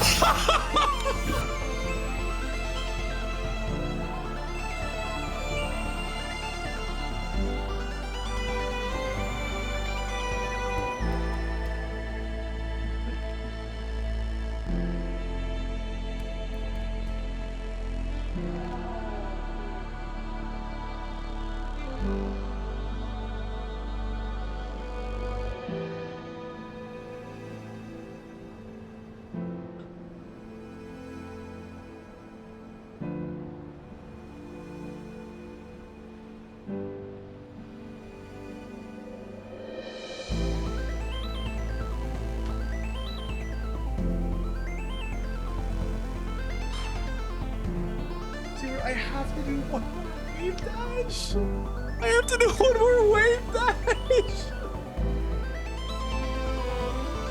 Oh my god. I'm going back to Monterey, man. Fuck. Why did I have to do another wave dash? After all that, you're gonna make me do another wave dash, man?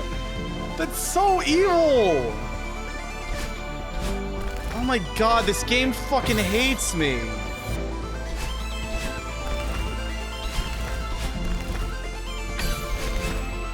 I cannot believe it makes me do a wave dash at the very end of all of that bullshit. Dude, come on.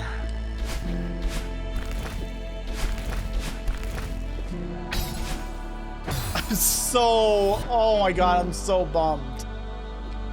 Oh, I just got something in my damn eye, bro. Ugh. God fucking damn it.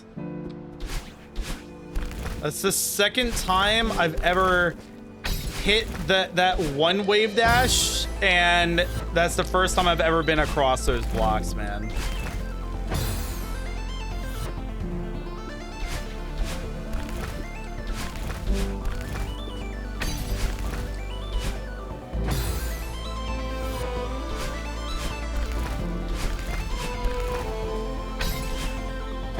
Pav, I know you laughed at that. Fuck you, man.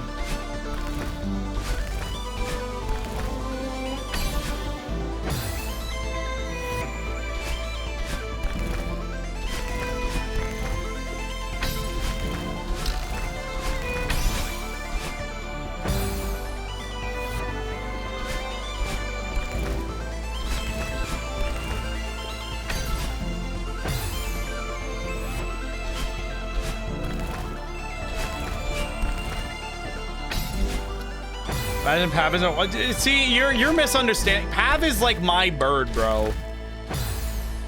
Pav is to me like the bird is to Madeline.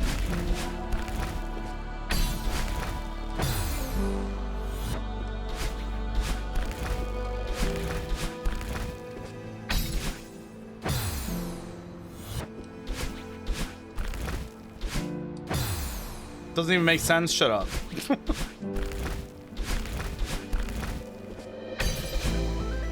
I didn't ask you.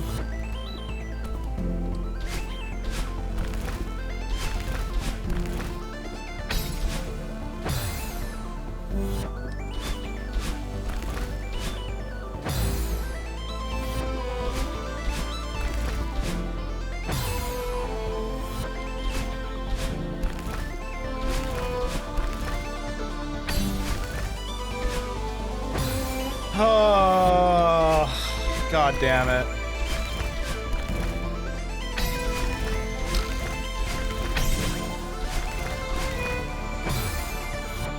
You're such an asshole, you know that? Go fuck.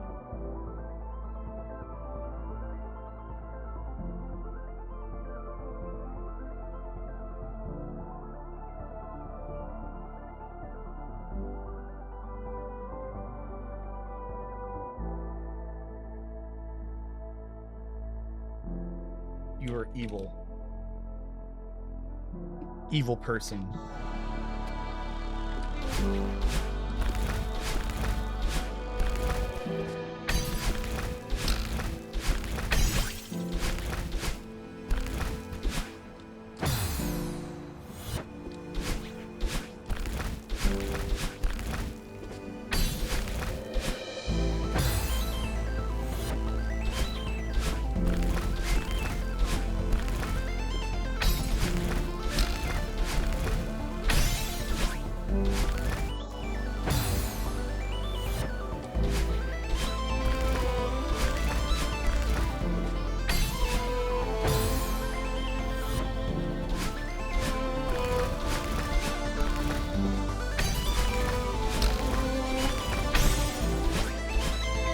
No.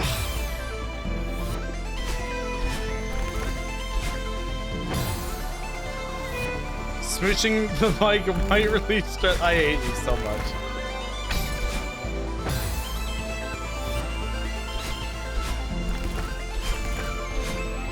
I'm gonna do it off cam. I'm gonna do it off cam just to fucking taunt you.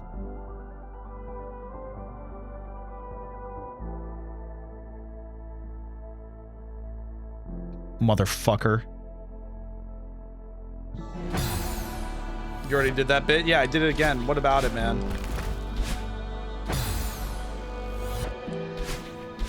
I was going to fucking town on that bitch.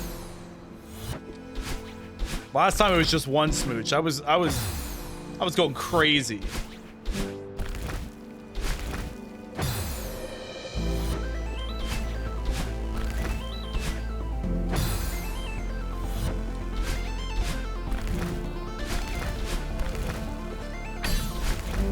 Tongue and everything, you'll never know.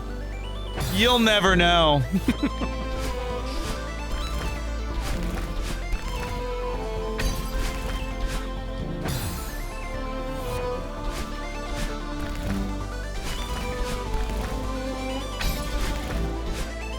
What the fuck?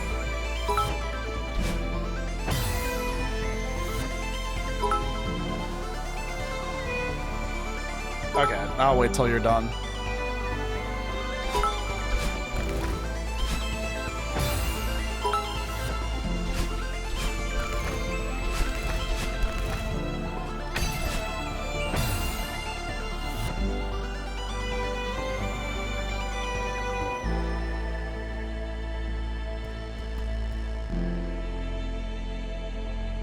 I fucking knew someone was gonna do that.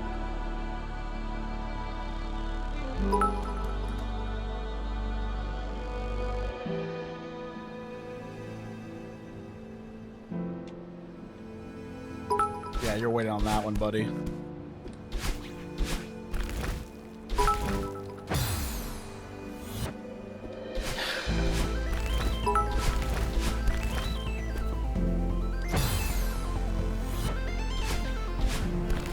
What the fuck was that?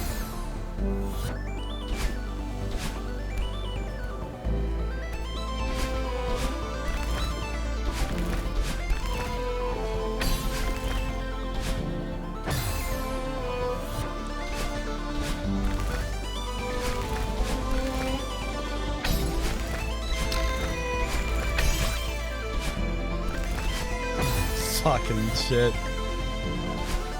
You have 2 hydrants? I actually have 3. Because someone's keeping track, unlike you.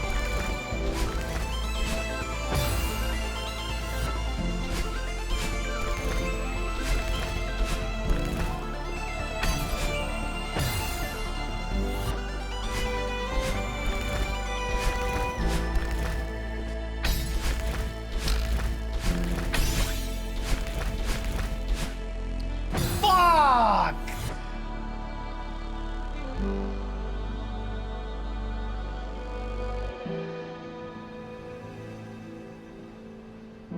God, that was so close.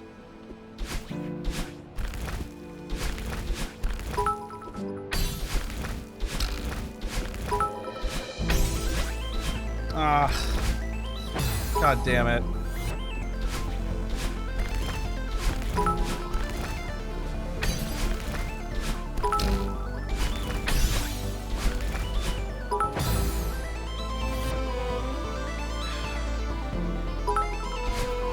Aye.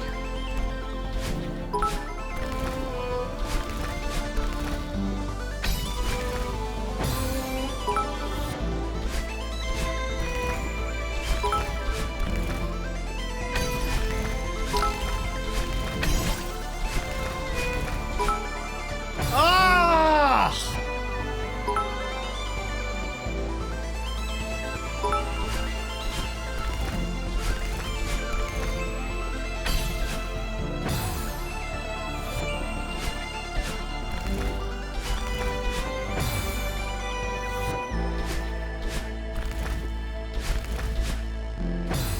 Have you heard of Kennywood? I don't. What the fuck is Kennywood? I don't know what the fuck Kennywood is. So no, I guess I've not heard of Kennywood.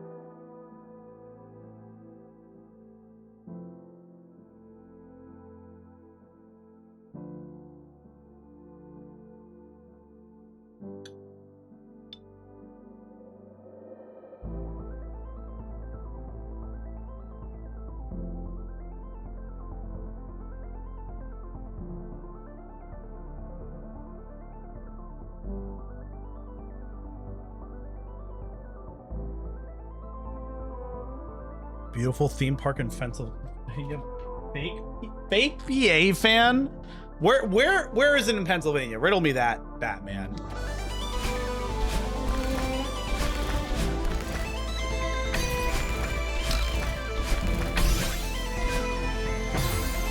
Pittsburgh?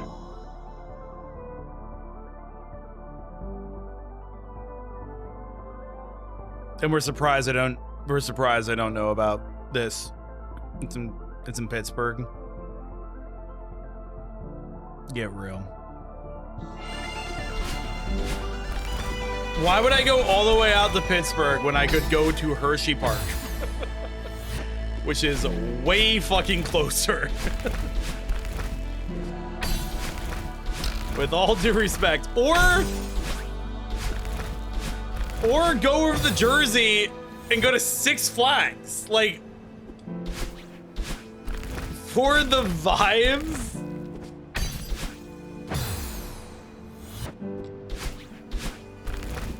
Try something new? Brother, I just went to California for a week. Who the fuck are you talking to me about trying something new? That was a whole week of me trying new shit. JP, how's it going? Do it again? Bro, that shit was expensive. You kidding?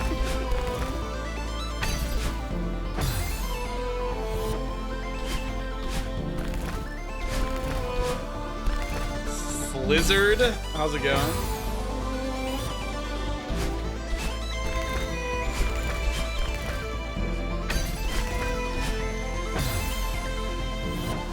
Just do it. I did!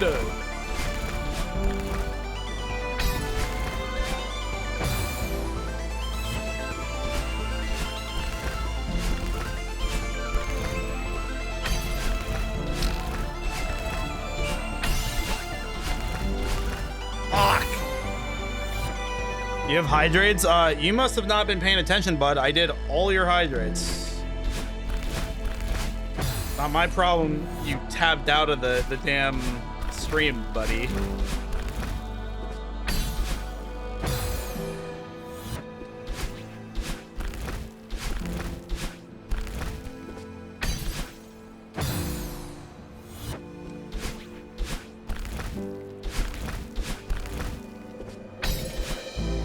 They have a whole themed area based on the Steelers. You're really not selling this well for me. I gotta be honest with you.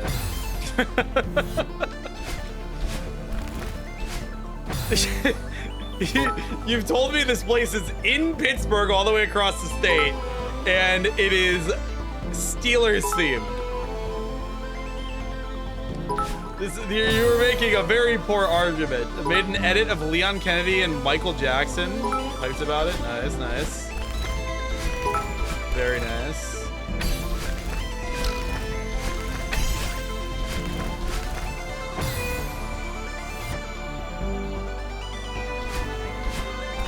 If you're, for some reason, ever in Pittsburgh, go to it. If I don't get lost on your, like, 50 bridges, sure, I'll try my best.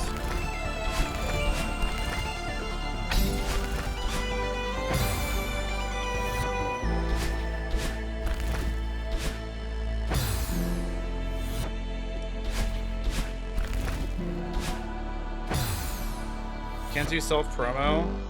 I feel like an edit.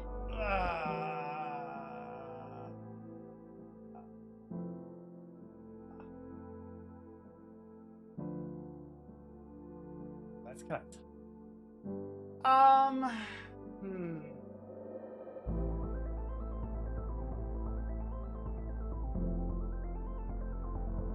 Wait, Leon as in like video game character Leon? I feel like an edit. Like Leon from whatever the fuck, Resident Evil. Is that the right franchise? He's the guy that all the women fawn over.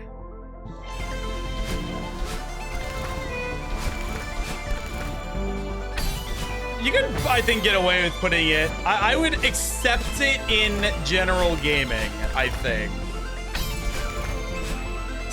The self promo rule it's more for like, if I'm being honest, the self promo rule is more for like people like promoting like stream content or like general YouTube content. I feel like a video game edit, you know, you could post in general gaming. I think that's okay. You know what I mean? And I, as a grown-ass man, fawn over to. It's Leon, bro. No one judges.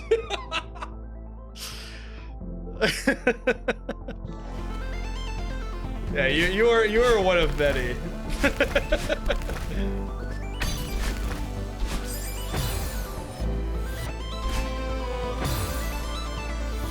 Craziest hear me out, go. What is my craziest hear me out?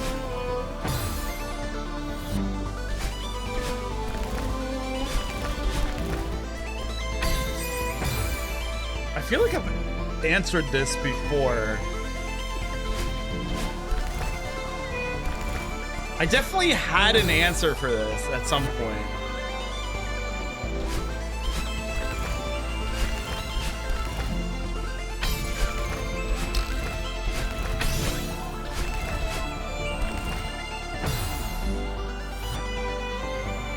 Military jet stream volt. What the fuck? What the fuck did you just type? I don't even know what the fuck you just typed. It's just like a random assortment of words. Do you have any male character hear me out? It's Buck from Halo 3 ODST. Not even a question, bro. But I don't think that's, again, the whole like concept of hear me out is meant to be something that's not like obviously conventionally attractive. So I feel like that doesn't even count. You know what I mean?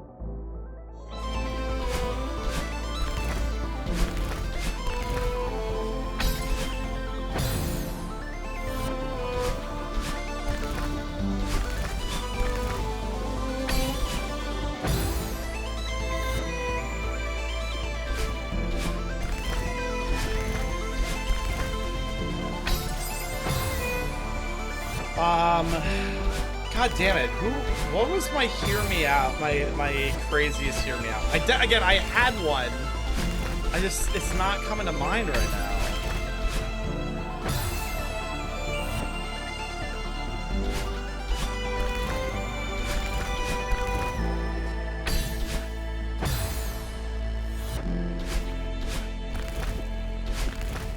I'll have to ask Cheese, because I feel like this conversation has come up with Cheese before. Because we were talking about, like, hear me out cakes when that was a trend.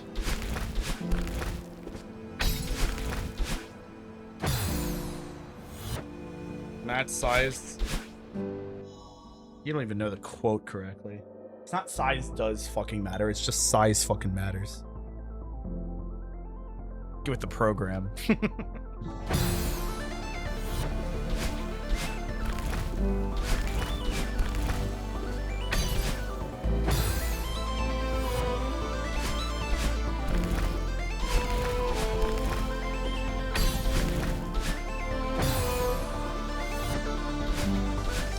What is my craziest hear me out, man? I can't even, like, I can't even think about it right now.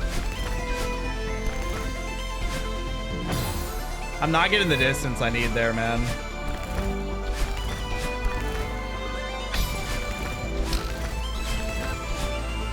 I need to be airborne with pink hair so that I can, like, adjust my position to be as far right as possible off of that first jump on the double wave dash.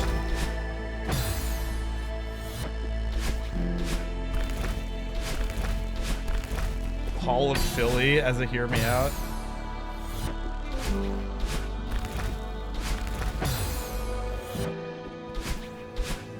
I do love this city. I love my country, Philadelphia.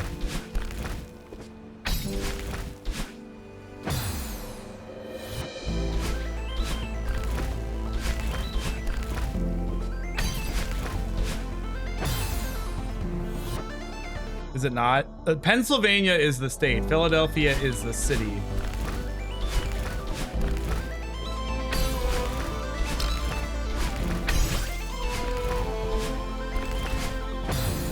Back to hell. You ain't learned your lesson the first time? Clearly not.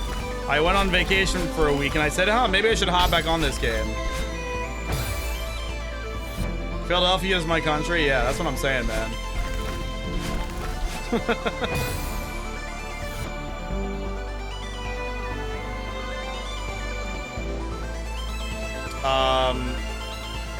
That's gonna be up there with the Matt Zeba clip. Wait, what's gonna be up there? The whole of... Which clip are you talking about that's up there with it? Pittsburgh is my country? See, it just doesn't hit the same when you say Pittsburgh, bro.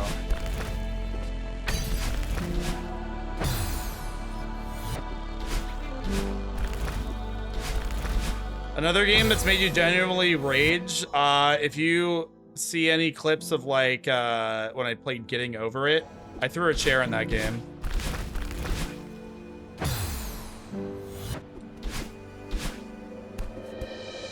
I don't know if I'd consider Unfair Flips anger. It was more like disappointment. You know what I mean? Unfortunately, I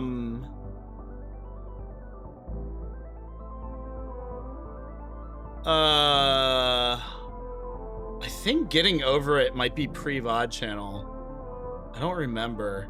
So that might be Lost Media. I think it is. I think that's pre-VOD channel. There's clips. There's clips of it, but in terms of like, in terms of it being like a full stream, I don't think those exist anymore, unfortunately.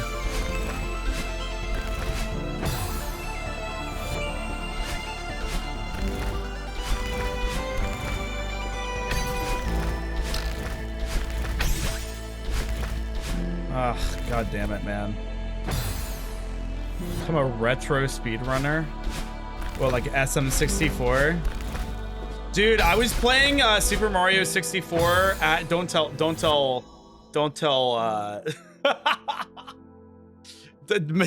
Lucky. I was playing Super Mario 64 at Ben's house when I was over during my trip.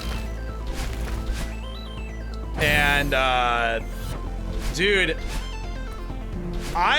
newfound respect for speedrunners of that game. It is really hard to control yourself in that game.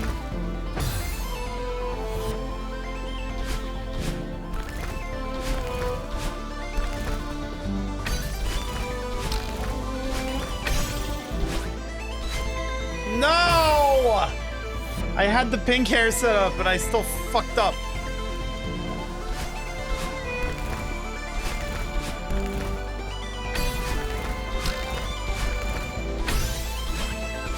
Ah, I did it again!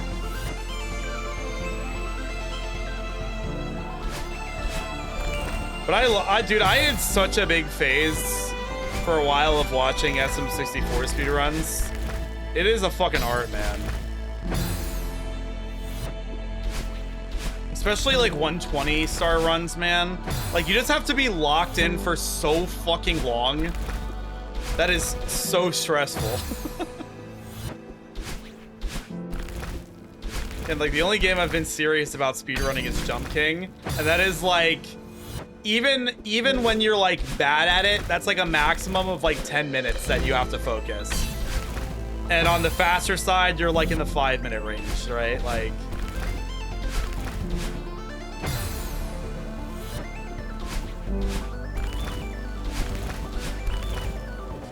even like the top speedruns of SM64, like it is hours, bro. Speedrun Celeste when? Literally never.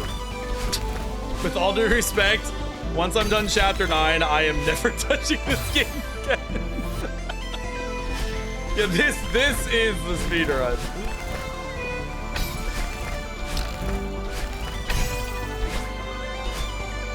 Fuck!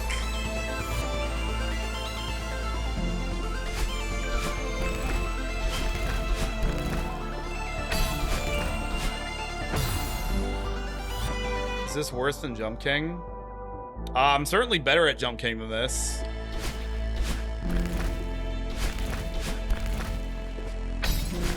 But I don't know, time-wise? Well, I've obviously put more time in the Jump King because of the speedrunning, but I'm trying to think like for the... God damn it. He's still in this room? Yeah. Yeah.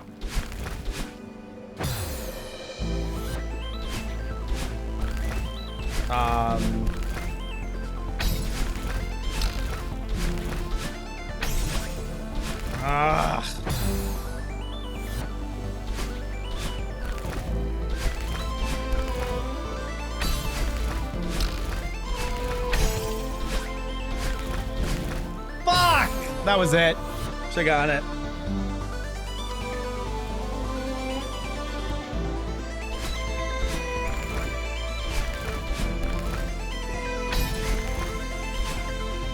Would have thrown this game out my window. Well, unfortunately, since I have this game on PC, that would require me throwing my whole computer out the window.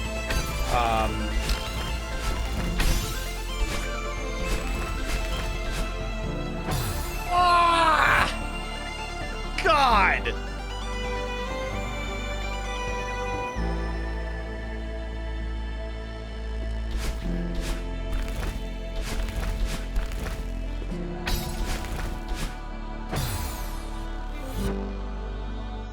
Think you could have climbed an actual mountain quicker than this? How many hours do I have in this game? 48? Yeah. Yeah. How many subs to get you to play this with Dave next to you? There is not a number. There is not a number. I think I would sooner commit homicide.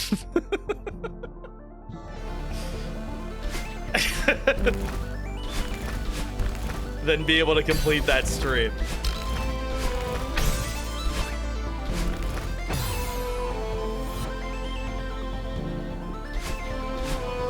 The view of the mountain would be more rewarding. I agree. Why didn't I not grab the wall?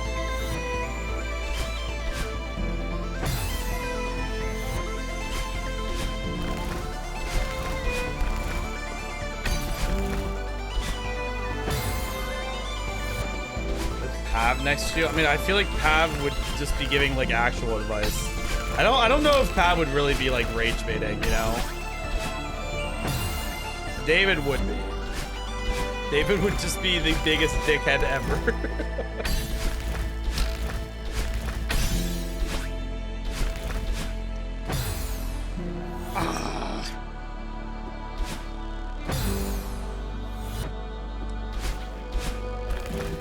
I don't understand the hype of climbing Mount Everest. Yeah, I agree. I like the idea of climbing mountains where like I'm not like at risk of like actually fucking dying. Obviously there's like a risk of that on a lot of mountains, I guess, but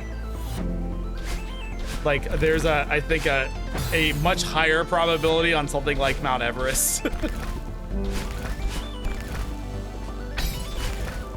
It's like, it's the same thing. It's like the same thing as like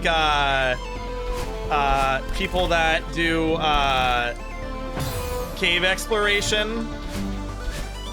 You know, like the super like narrow caves that you have to like shimmy through.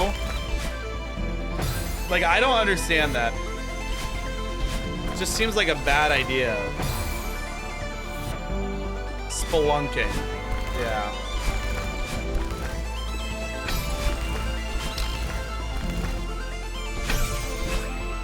I just want to try something here. Let me try a different strat on this. I'm gonna see if I just jump off instead of wave dashing, how that affects things. Like if I can get away with it or not. On any mountain, you could get hit with a falling satellite and die. I mean, that could happen not on a mountain too, I guess. You know, you just be fucking dicking around outside and that you could just get fucking hit, you know? But I'm not gonna like live my life fearing that. Low but never zero.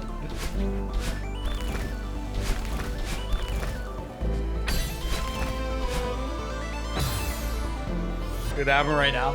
Ah!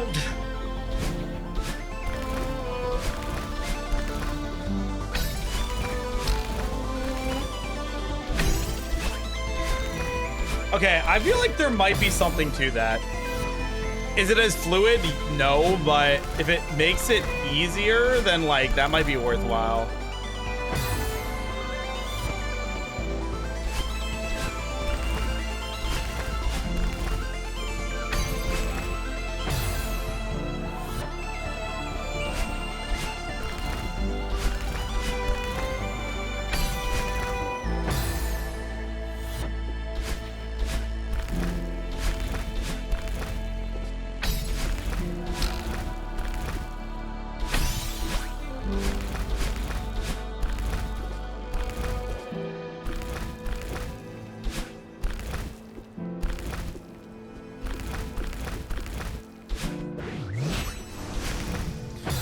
Oh my god, dude. I just like...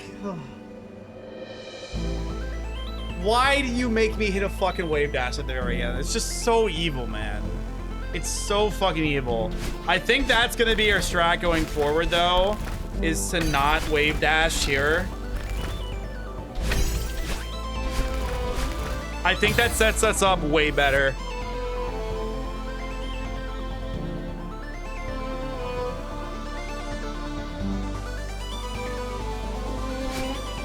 I think you're supposed to hit the floor first and then jump, but I'm pretty sure I did that. Whoopsies. I think I did that when I got there the first time, and like that's why I died.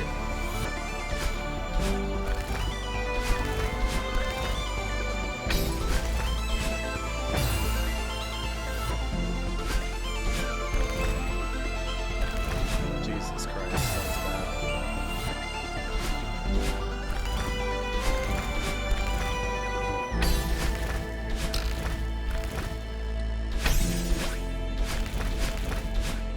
Fuck.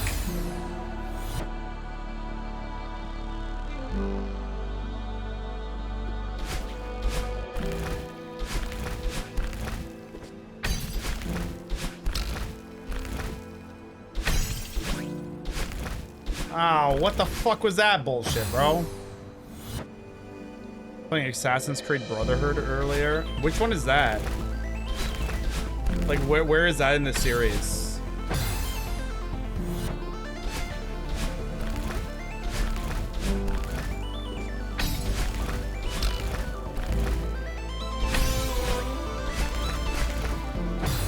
Right after 2.5? Okay, gotcha.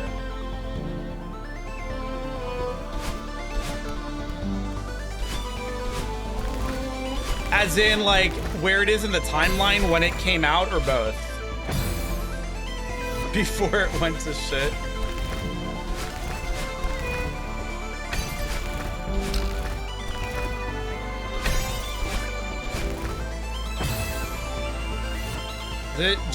Is it just me, or is driving on the highway relaxing? I agree. It's the reason I do night drives sometimes.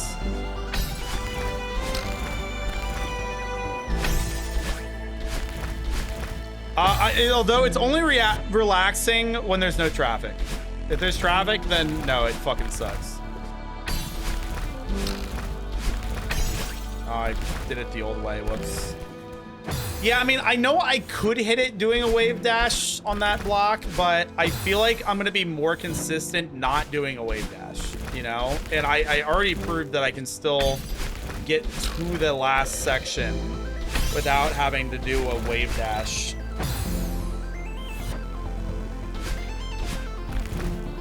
On the one section. Fuck. Oh, man.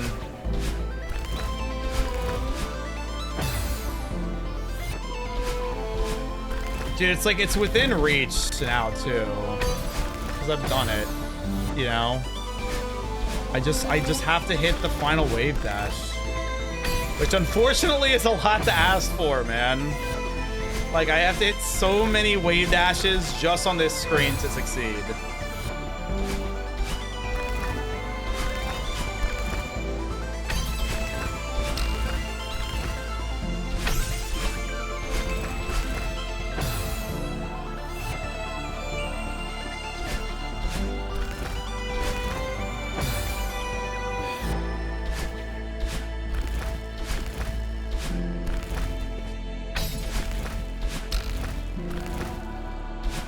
I jumped over it. Are you fucking kidding me? Jesus Christ.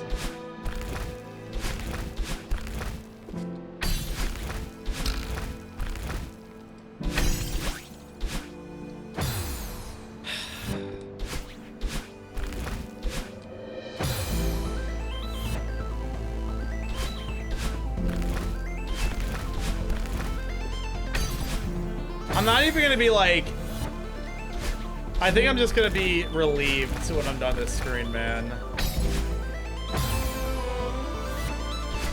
I'm so ready to be done. I've spent so much time on this screen.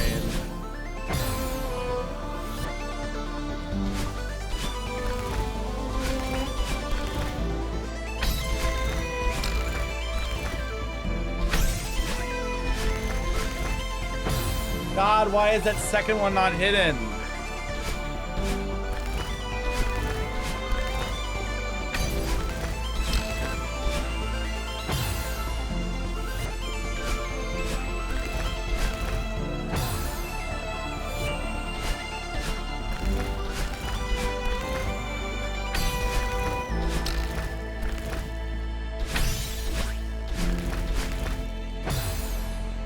I don't get it. I don't get it, man. It just like doesn't like me. It just wants to see me fail.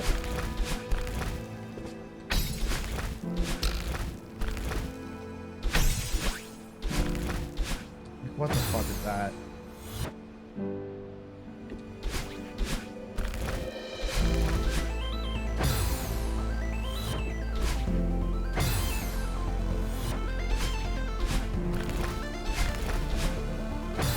Yeah, I'm either hitting the second one a fraction too late or I'm hitting the jump button a fraction too early. Try doing it better? Oh, okay.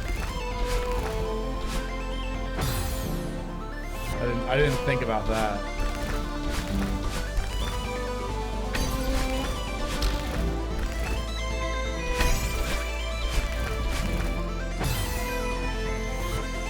That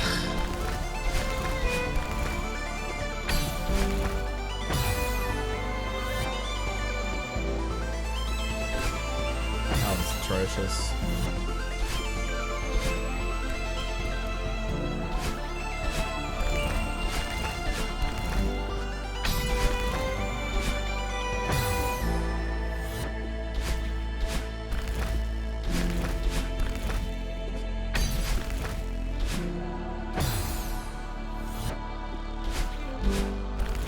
Ay, ay, ay.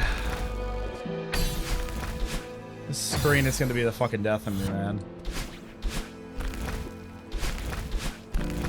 Isn't it great having the best vacation of my life and then coming back to this shit? God damn, what a fucking bummer.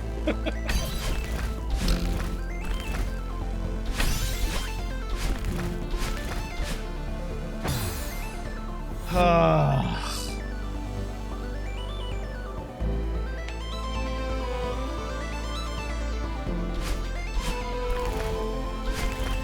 gotta do my Duolingo at some point, if you could believe it.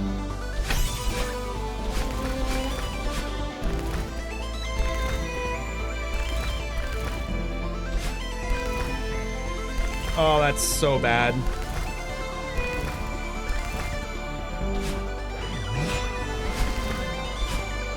Dude, I was sloppy for like the entire second half of that. That was so rough.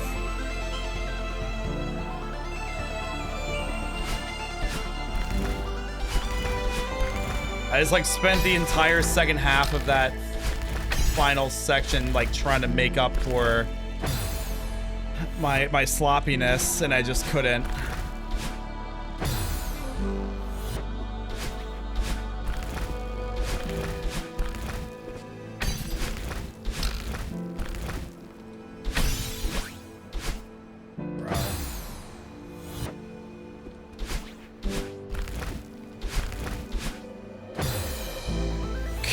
Dropping your spaghetti at the end. It's falling out of my damn pocket. My pocket spaghetti.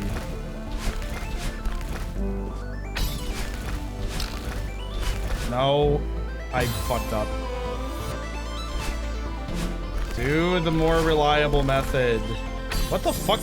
What did I just do there?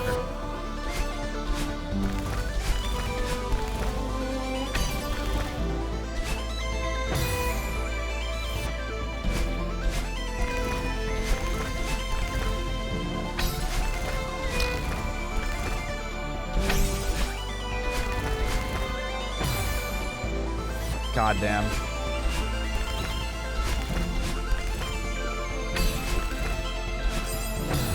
Dog water.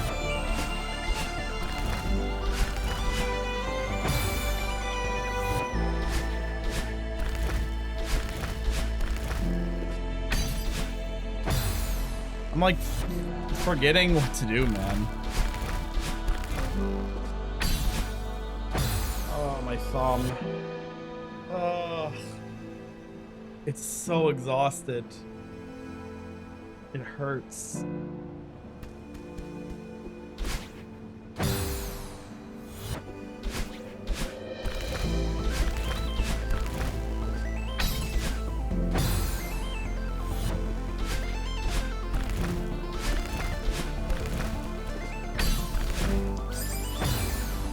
I think I could be, happy is not the word I would use, but I think I could be contempt. Is that the word I'm looking for?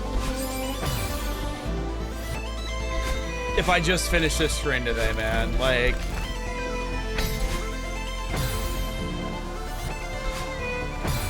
I'm not even asking for much. I just want to be done this string.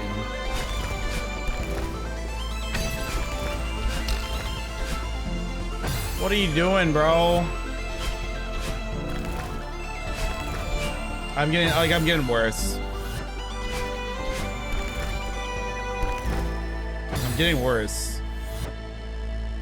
Contempt, the second of the two. Or no, content? Content. I think the first of the two, actually.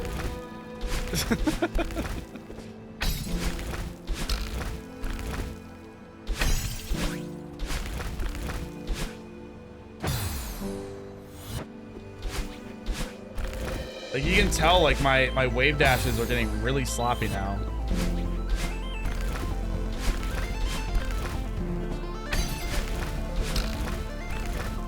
I didn't even jump off that, bro. What am I doing? This is what happens, is like you have like this bit of progress, and then you end up in this like trough of like regression of like your skill. Yeah, I mean content. I don't mean contempt.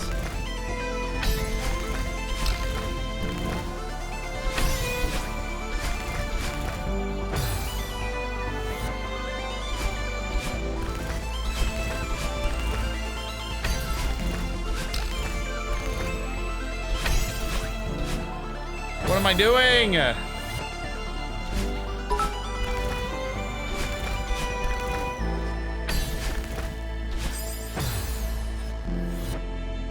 Oh. Oh my god, dude. This is my own personal hell.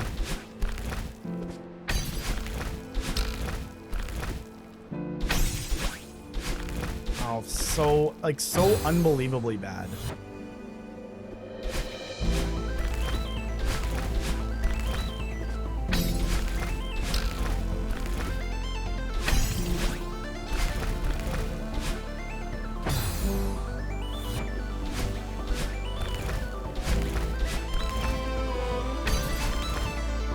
What the fuck was that?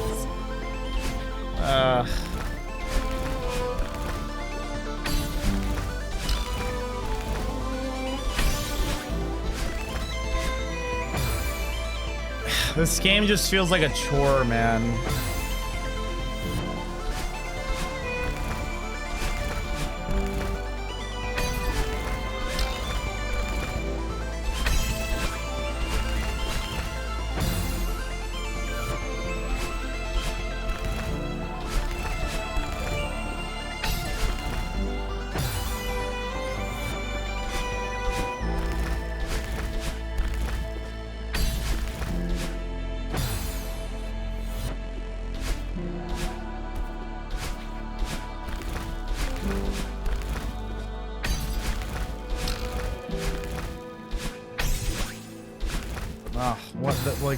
What are we doing?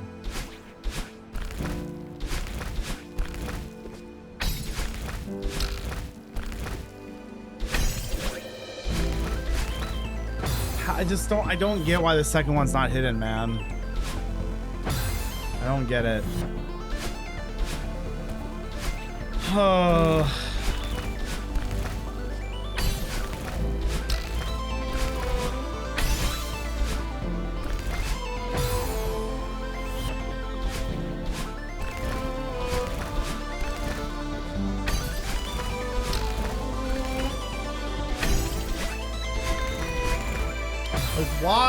Why? What am I doing fucking wrong, man? Like, it feels like there's nothing I'm doing wrong there, but clearly there is.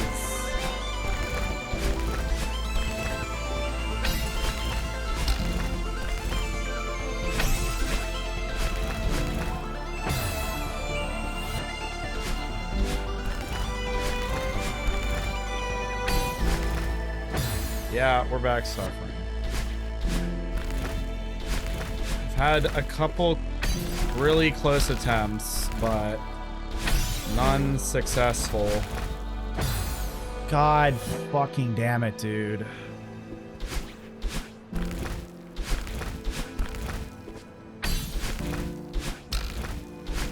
No.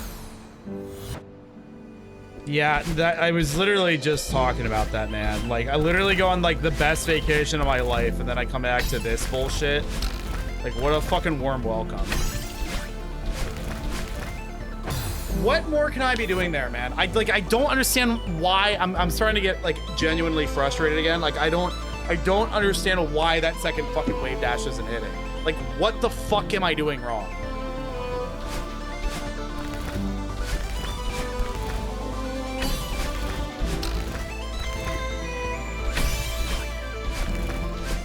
That was just dog shit, man.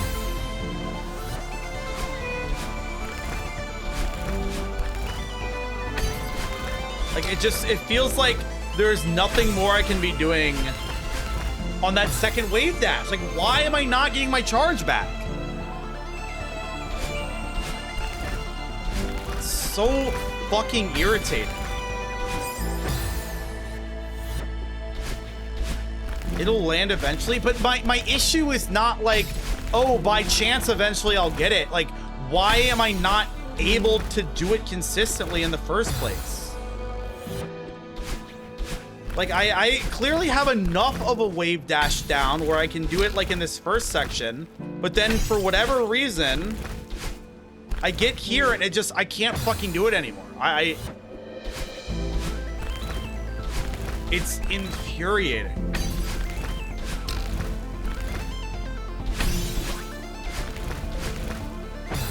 Like, it feels like I'm doing everything fucking right, and it's just not working.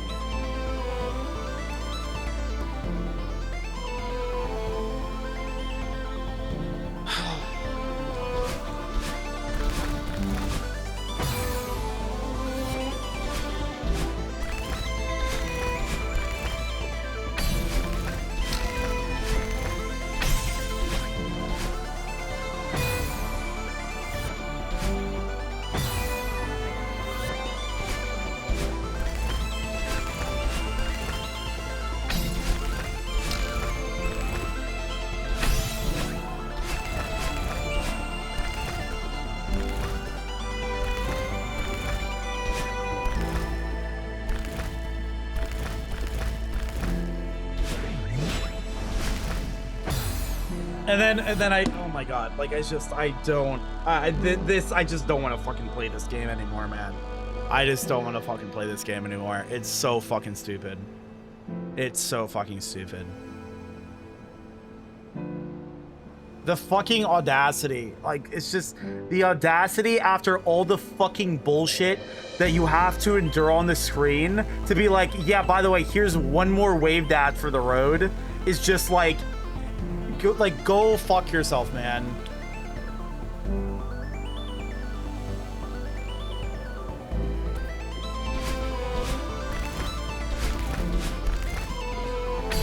Like, have I not given you enough at that point in the fucking screen? It's just like, I don't have anything more to give. It's actually like such a crazy ask to hit one more wave dash after all of that shit.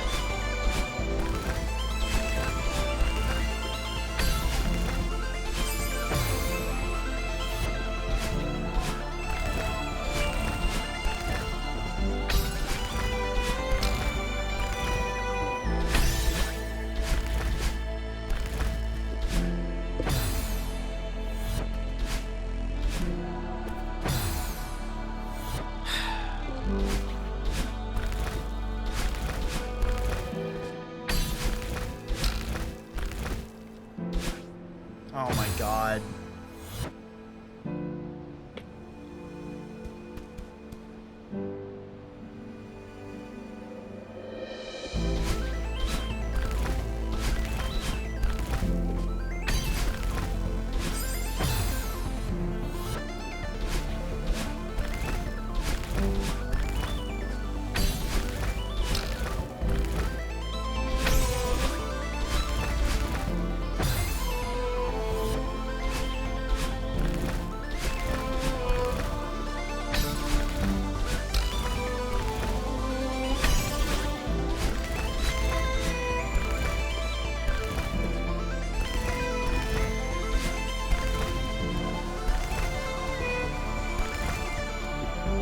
Oh, I had a dash. Why did I not use the dash? You fucking idiots.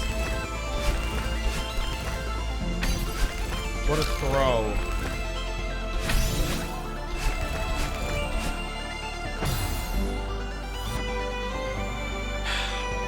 He's gonna react crazier than unfair flips. Dude, I don't even think so. Like, all my, like, energy...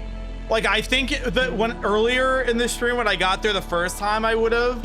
I'm just like, I just want to be done at this point. Like, I don't even think it's going to be a big reaction. Like, I'm just going to be like, thank fuck I don't have to do that anymore. It is like, this level has overstayed its welcome so much that it's like, it's not going to have the payoff it should, because it's just too frustrating.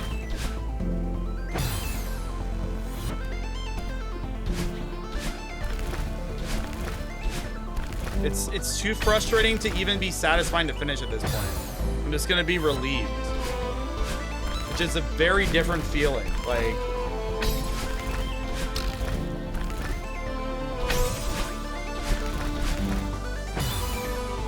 you need a Snickers. You're not you when you're hungry.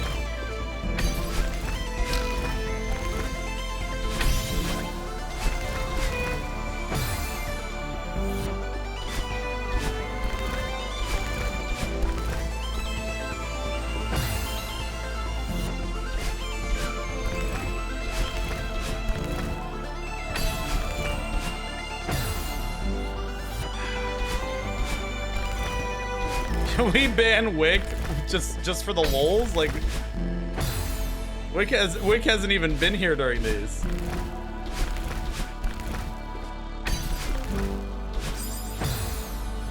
Just chatting? What, did he get hacked or something? What are you talking about?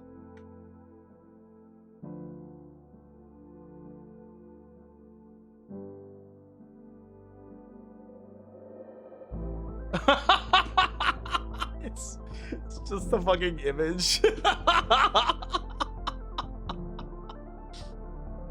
Wait, did we get botted? What happened? Oh, we got botted. Ay, ay, ay.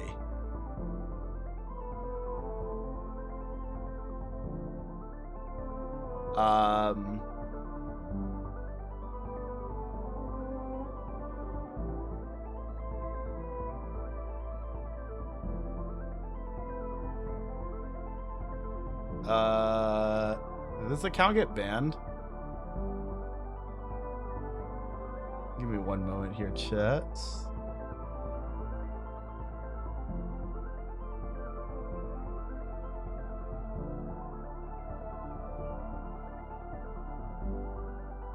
What the fuck? What is this?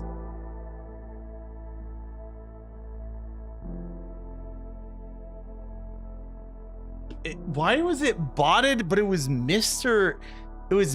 Beast? But what the fuck is going on? What a weird...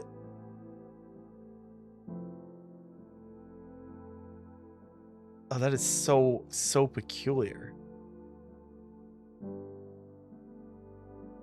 Anyways.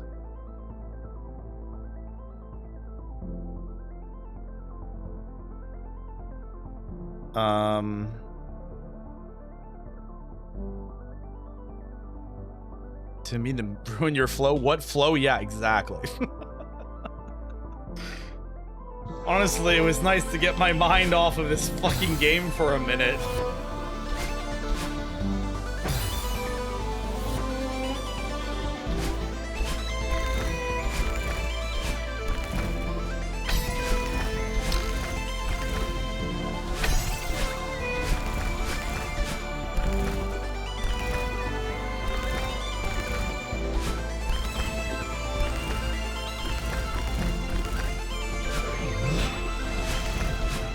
Oh my god, I'm just...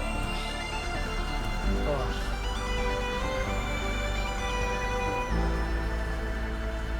Ugh.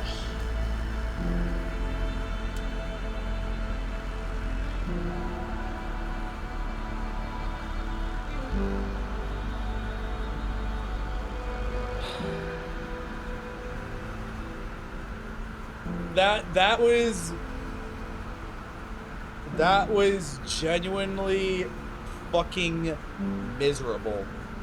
Like, so miserable.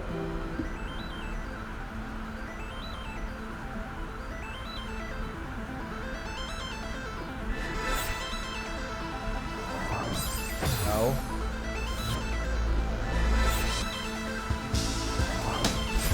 Damn, I'm gonna have to thread that needle.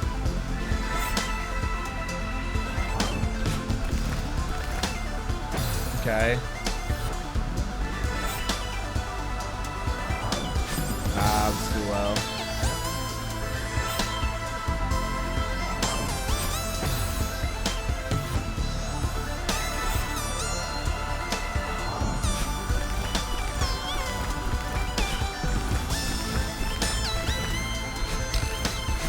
Ah, that's gonna be tough. But man, at least it's not fucking wave dashing. It's just like actual precision platforming. It's just like what I signed up for in the fucking first place. Not hitting some bullshit fucking tech that is miserable. Ay, ay, ay. Now the music did intensify for this screen.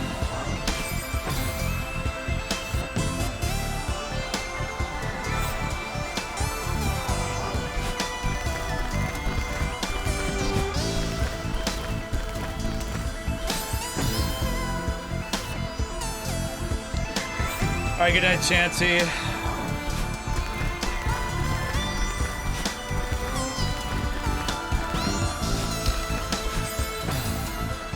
Okay, actually, I'm gonna take a moment because I do need to do my Duolingo. I'm gonna do that right now because otherwise I'm going to forget.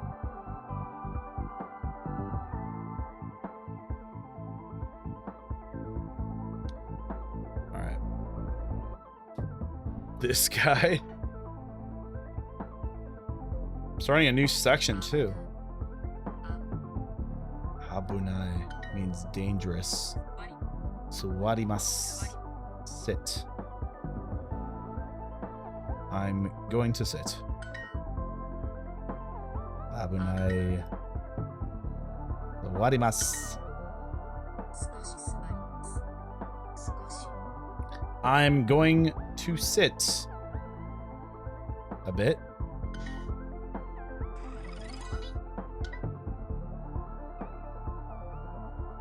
Tanaka-san, sukoshi suwarimasu ka? Suwarimasu. Daijoubu.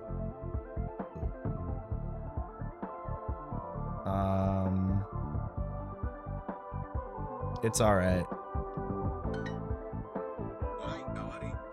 Guai ga warui. I'm feeling sick.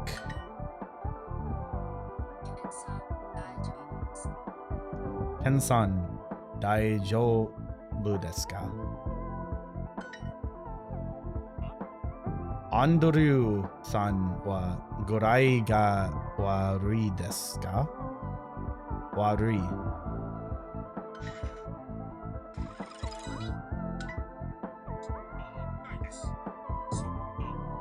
It's dangerous there.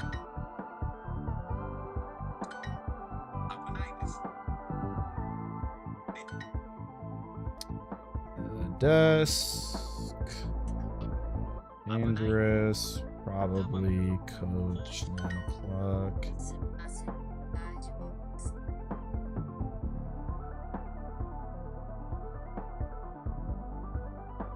Hi. Tai Shoubu desu. Is that even the right answer here?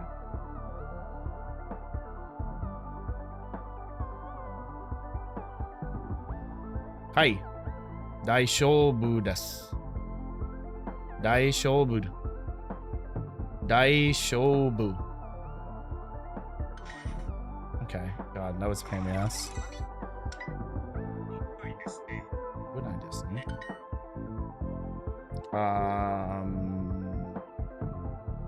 Did he beat the screen? Yeah, I beat the screen.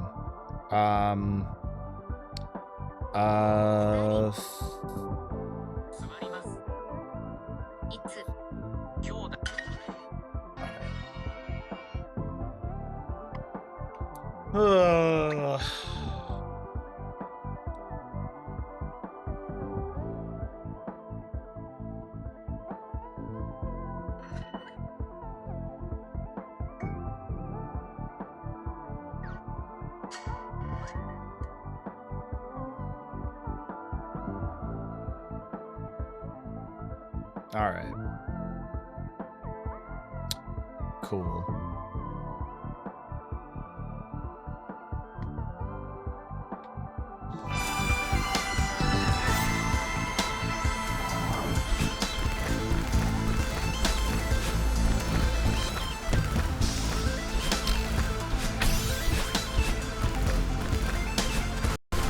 Holy shit, a screen that was actually fun to do! Imagine that! Oh my god.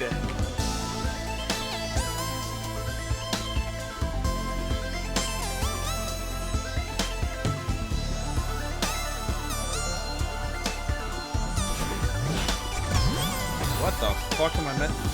Okay, I think I get it. Okay, but I need to not bling.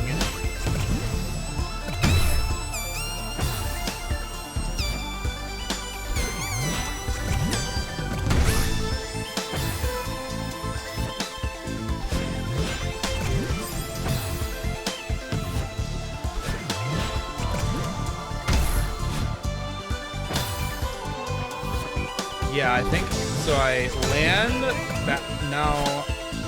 I need to explode off it, then dash up, and then explode off the other one, I think. That was awful.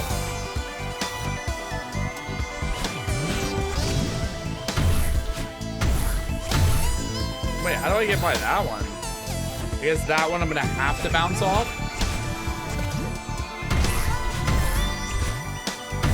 How am I gonna... Oh, I have to dash, maybe.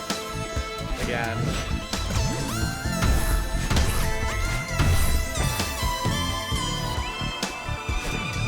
Oh, this violin is fucking crazy, though.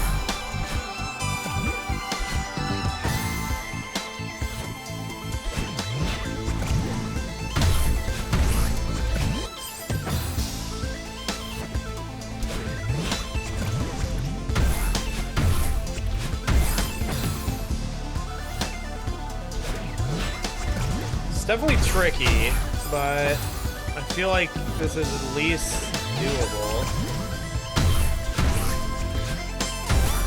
Ay, ay, ay.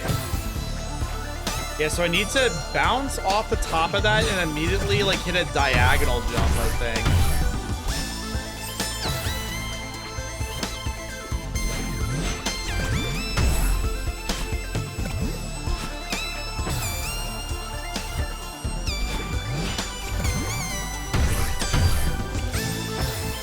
So it's way easier said than done. It's gonna be a tricky maneuver. Ah, damn it. I should have had that. And then I'm going to need to use it again once it's low. Ah! I'm just too late. Ah.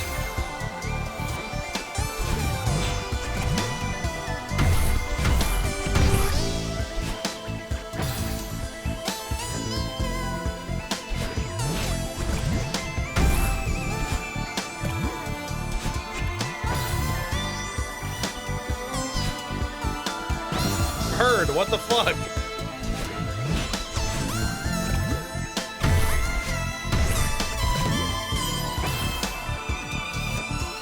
Maybe I can just jump that shit?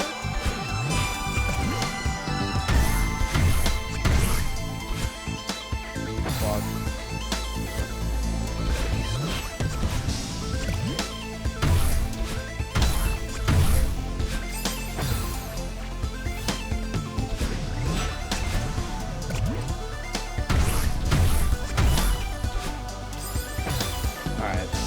Lock in, lock in, lock in, lock in.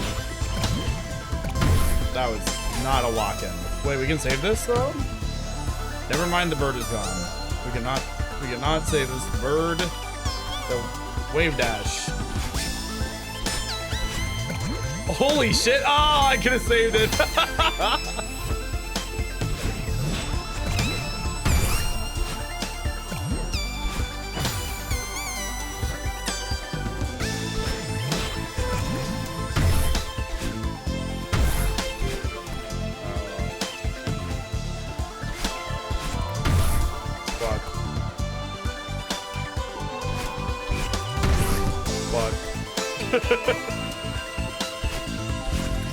Fuck.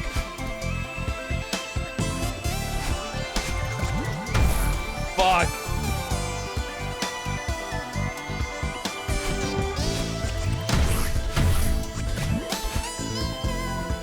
Dude, it could have been crazy.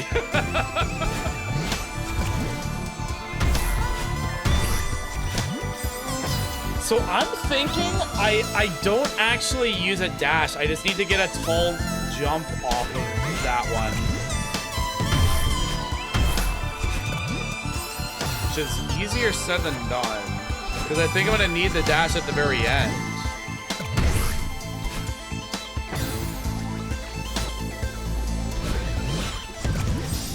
Yikes, carried my momentum too much.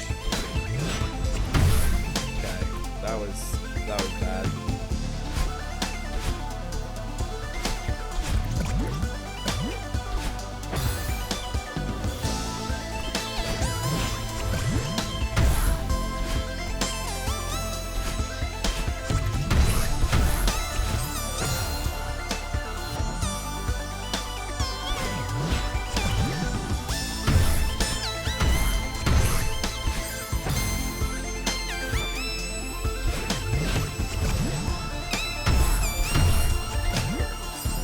Ah.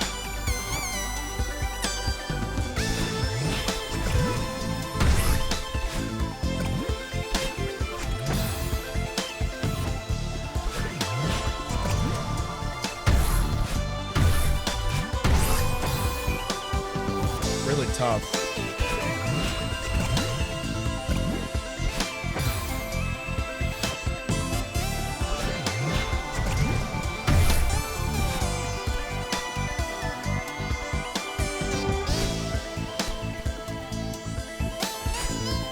No, you motherfucker.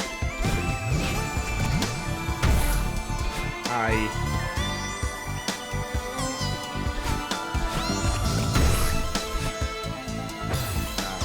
Whatever.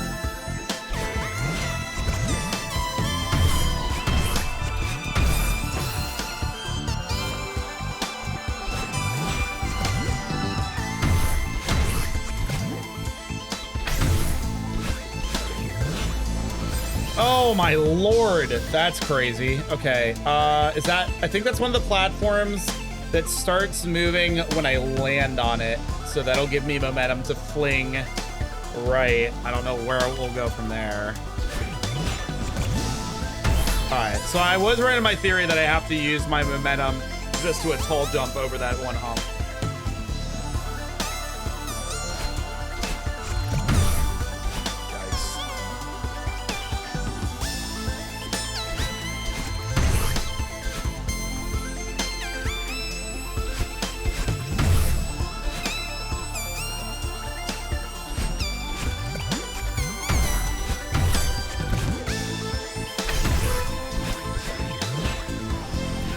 Oh, I have to duck. Damn it. Okay. So we land, immediately duck. And we can jump out of a duck. Doesn't seem like jumping from a duck affects my jump height at all. So that's good.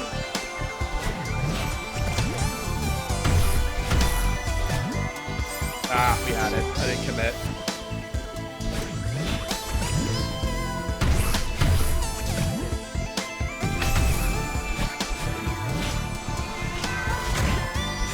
Oh shit, what's up?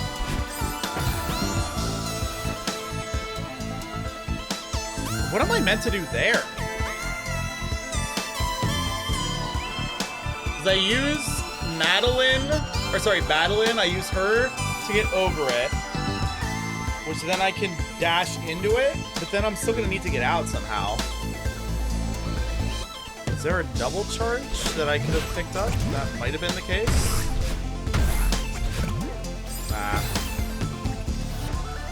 Lobby.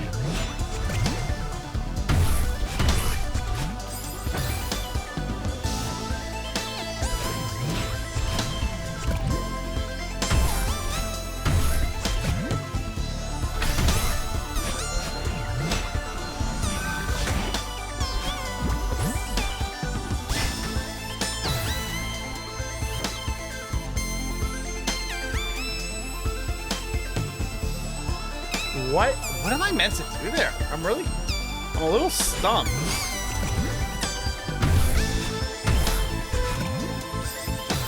Not enough momentum. I might actually sacrifice the next time I get there just to pause. Okay, let's take a look. So we know there's a puffer fish over there.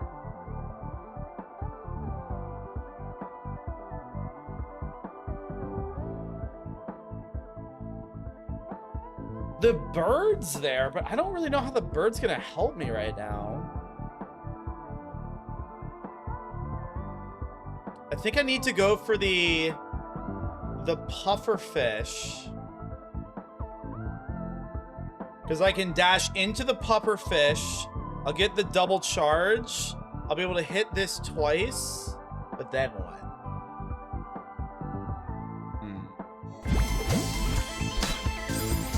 Okay, I feel like I got close enough to the bird to do something if it was going to do something. That almost felt like I wasn't supposed to go there. So So I think maybe my pufferfish theory is correct.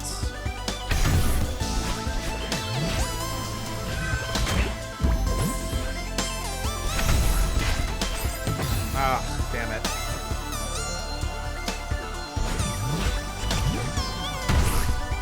Motherfucker.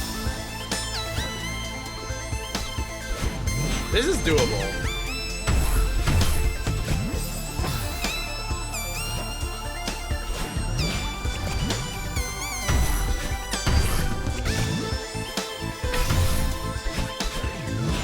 I just gotta lock in.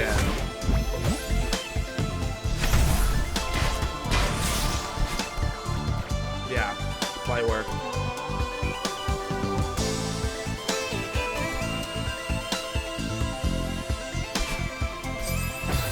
Wall jump.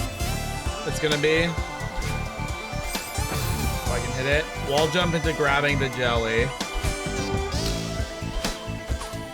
I was way late on grabbing the jelly.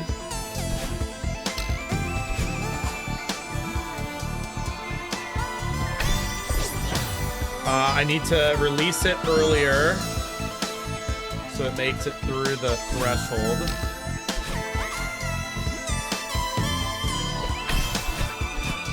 Oh, I need to do another wall jump. Okay.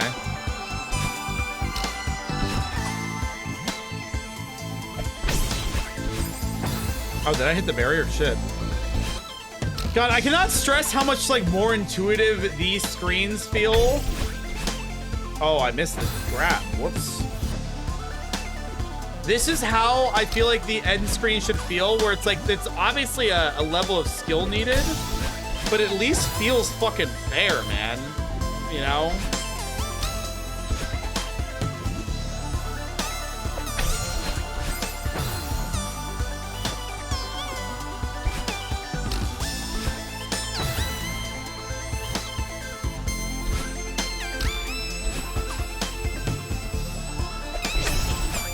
Ah, damn.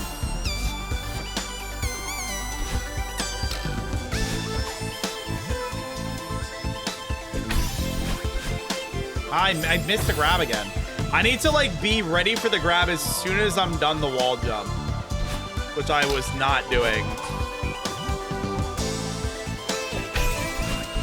Ah, damn, didn't make the wall jump. Whoops, that was diagonal.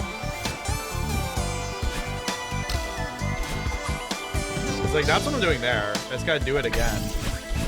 There it is.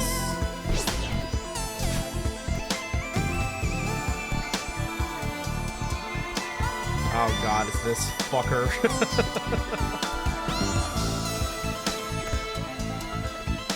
Okay, so I'm probably gonna have to send him.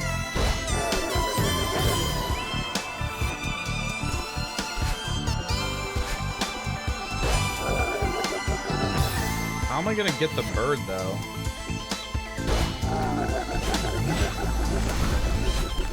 Oh shit. No, do I have to hit wave dashes? Oh, I'm gonna be so sad if I have to hit wave dashes, bro. Please tell me I don't.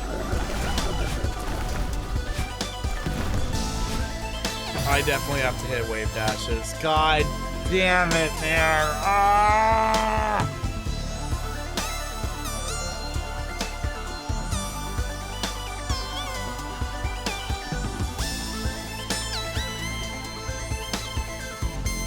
Great.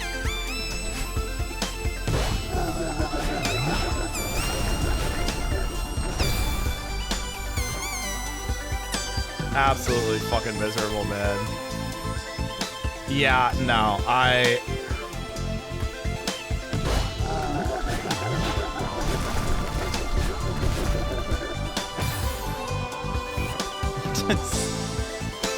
do I cut my losses and end here? I'm considering it. I'm honestly okay enough with the progress.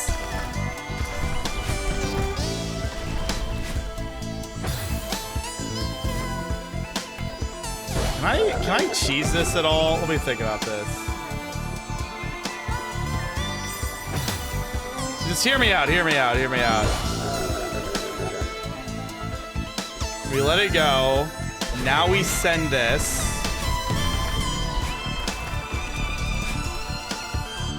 Just hear me out. Hear me out. Hear me out. Hear me out.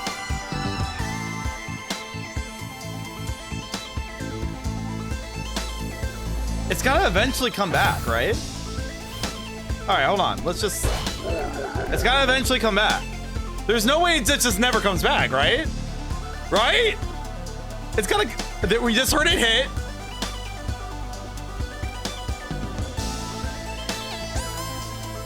All right, I'm gonna start going. Oh, I fucked it up. God damn it. Because I can feel it in my controller. He hit.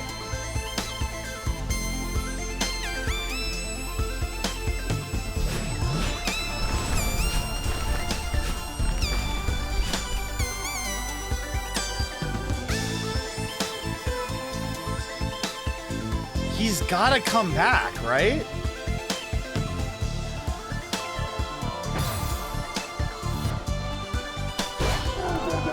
I'm just gonna wait.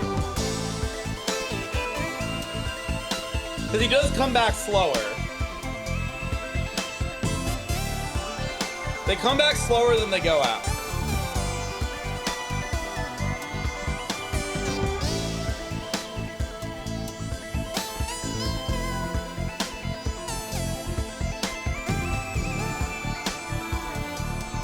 Christian, thank you for the mango check.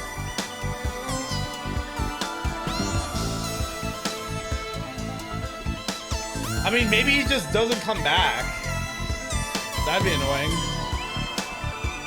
It's kind of feeling like he's not going to come back.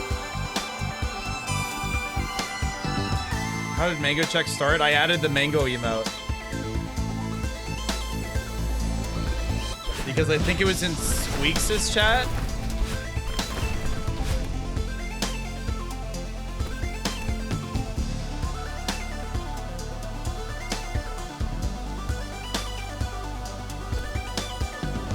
Okay, it just doesn't come back.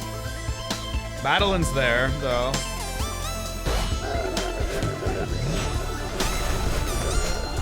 Oh, I almost hit it.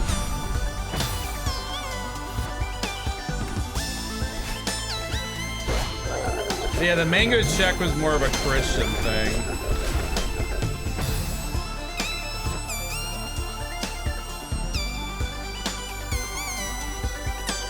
And perhaps what is this?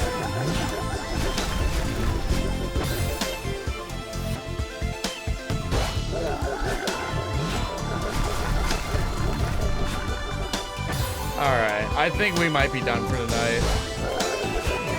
I just like don't really have the energy to do more wave dashing, man.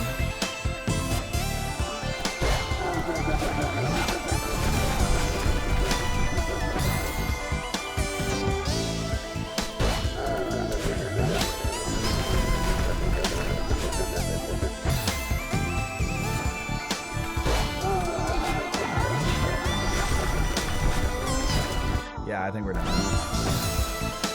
All right, at least we got progress today. Yeah. What do we do? Like 3 screens? Fucking hell. Maybe 4. Yeah, I'm just glad to be done the room more than anything. That room fucking sucked, man. Ay, ay, ay.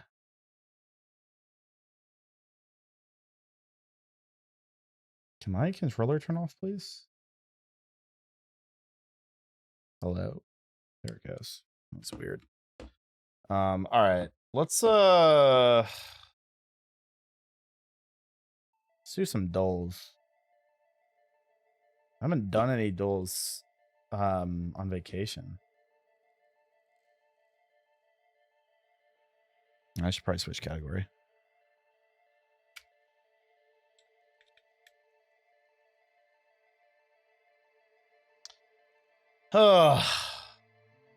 Just rolled over to the new dulls.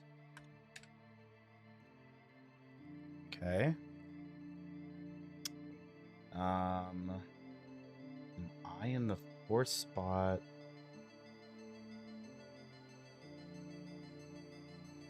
Would have guessed like resin, but it's no R.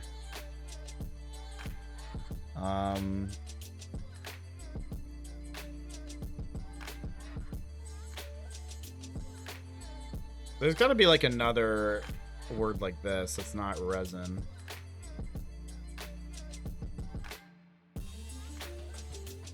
Right?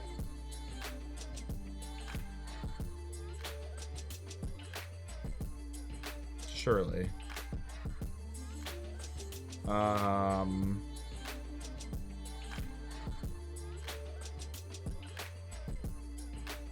What is it? With a W. God, there's gotta be something. Surely.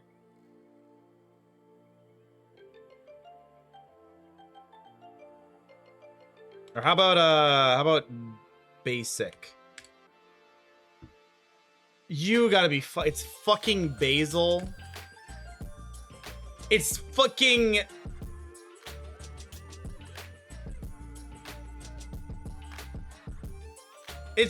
basin.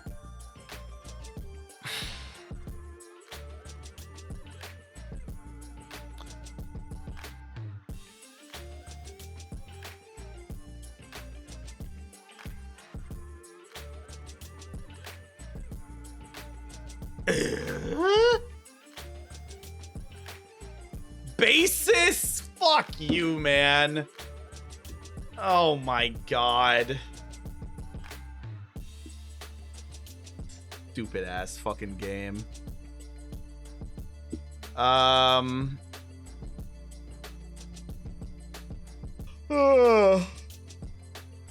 Covert. Hush hush. Top secret.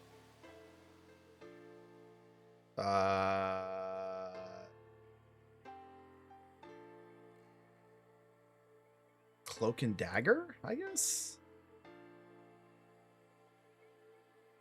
Clandestine. I don't know if I've ever heard this word. I guess it means like kind of undercover. I don't even know if I said that right. Or it's like clandestine or clandestine. All right, what else? Jacket potato. What the fuck is happening? Crest, shield, coat of arms, helmet.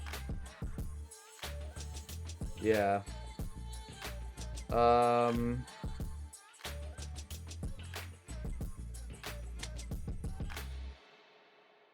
Grape, must, tin, can, cape, may, free, will. These are like modifiers. It's a random word. It's ending with like modifiers to verbs, basically. Modal auxiliary verbs. Yeah, sure. Bubble and squeak. This is a grain? What the fuck is this? Bubble and squeak, chips, jacket, potato, and mash. Are these like ways you can prep potatoes? I've never heard of bubble and squeak. This has got to be some British shit. Jacket, potato? British potato. Of course it's fucking British. Of course it's fucking British. You're an early reminder of the mini soul paywall.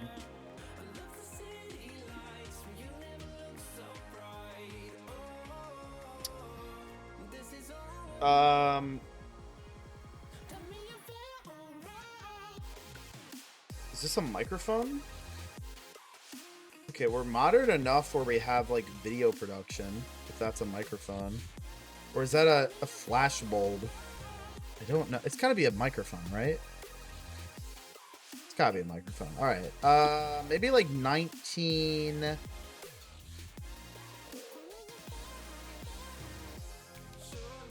say mid 1930s, not even fucking close. Okay. We have computers.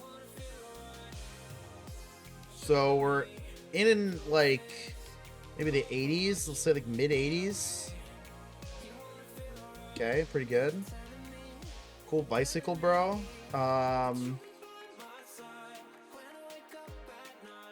We have this version of Rudolph. God, I don't know when that claymation movie came out. When the fuck did that come out? Maybe late 80s?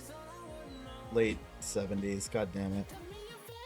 Let's go here. Wrong World War. Okay. Classic.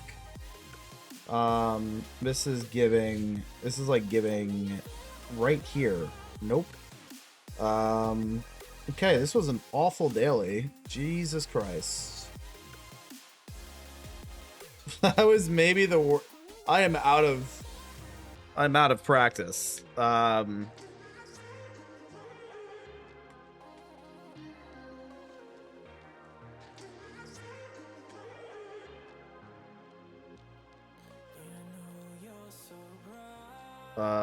Raise.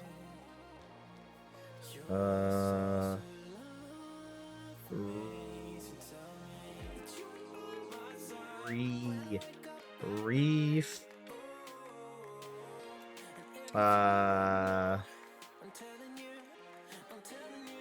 Reese. Reels. I'll just type as a burner. Okay. How about rebel? That's an RE word.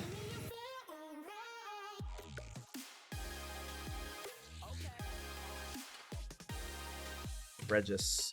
Regal. What the fuck is this, man? Repel. Damn, I thought that was it. Close.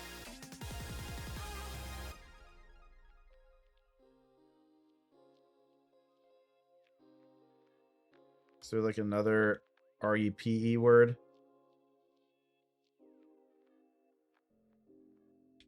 Is this a word? No. Very close.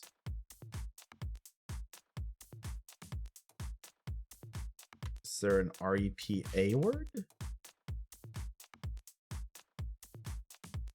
Repay. Nice. All right.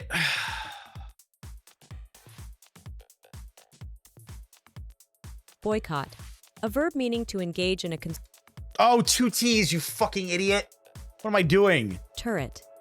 A noun meaning a little tower. Angry. A adjective meaning squeak. A verb meaning to utter or make a short I can't believe I Horrid. fucked up A adjective boycott, meaning- man. That was so stupid. gazette. A noun meaning newspaper. The word comes from Italian gazzetta and was later adopted by French. God damn it. This Gazette. is like a noun if meaning I was more of newspaper. like a The fucking word comes from Italian Spider-Man. gazzetta and was later adopted by French. Okay, we got it. Photogenic. A adjective meaning produced or precipitated by light. Flimsy. A adjective meaning lacking in physical serious. A adjective slate. A noun meaning a piece of corsair. A noun meaning pirate, especially Thank God I know gaming brands. stirrups. A noun meaning either of a pair of small light frames or Dude, if I ace this except for missing a T on boycott, I'm gonna be so fucking irritated. Give me some hard word that I'm not gonna know, please. cathect.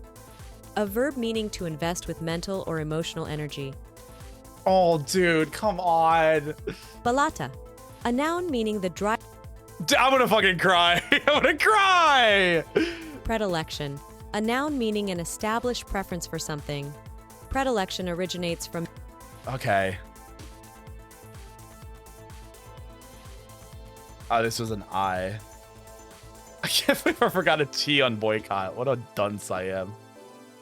3 free cryptic courses. We've added weird play, third course in our free cryptic learning path. Start solving with letter play and learn cryptic step by step.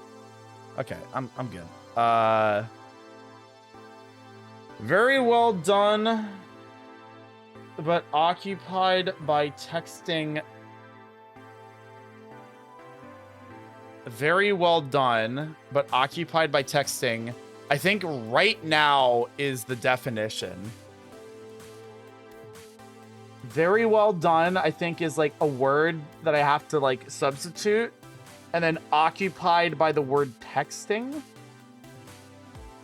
meaning right now. I don't know what that could be. I'm gonna need a hint. Oh, wait, no, texting is... Okay. Indicators are occupied by and texting. Texting is a kind of translation indicator. Maybe very well done is the actual or maybe very well. It's okay, I think the definition is either very well or very well done now. I don't think it's right now. Texting is a kind of translation indicator where we have to translate some neighboring fodder into text speak.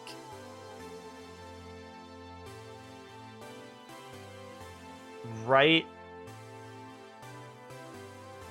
Text speak. If you don't know much text speak, feel free to look it up. Oh, RN. Okay. So it's RN for right now. So it's done.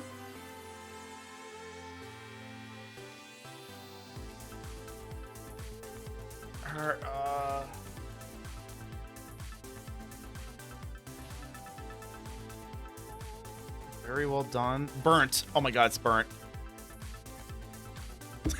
Very well done. So, like, you left something on the grill that was so well done that it got burnt. Okay, cool. That's a fun one.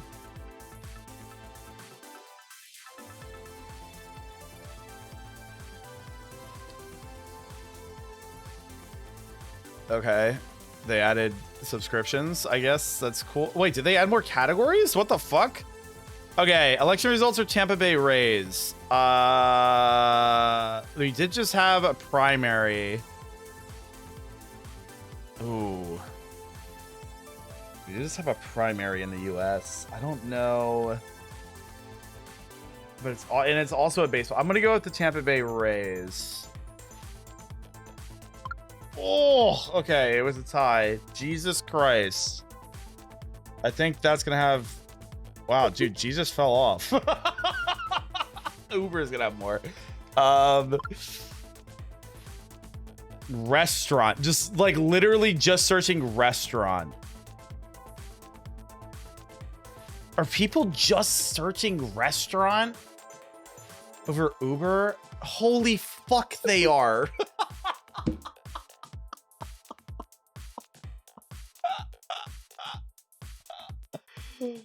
Jesus Christ. Wait, why can't I keep going? What dude, they must have changed how this worked. Maybe I should have read that a bit longer.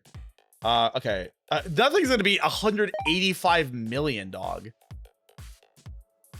Wait, whoa, they totally changed this. What the fuck? It's only 5 instead of 10 now? What the hell? What the hell's going on? All right, that's fine.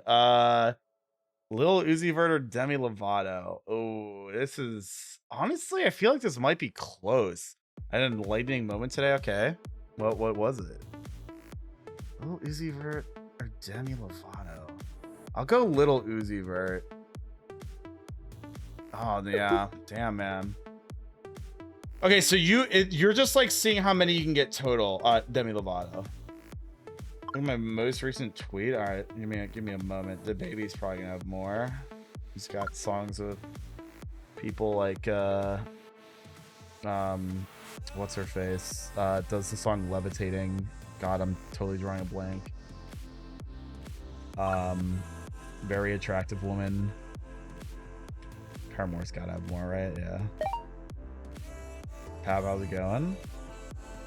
Okay, so now we have movie ratings like usual. It's gonna be Indiana Jones. Come on now. 2012 was not rated that well.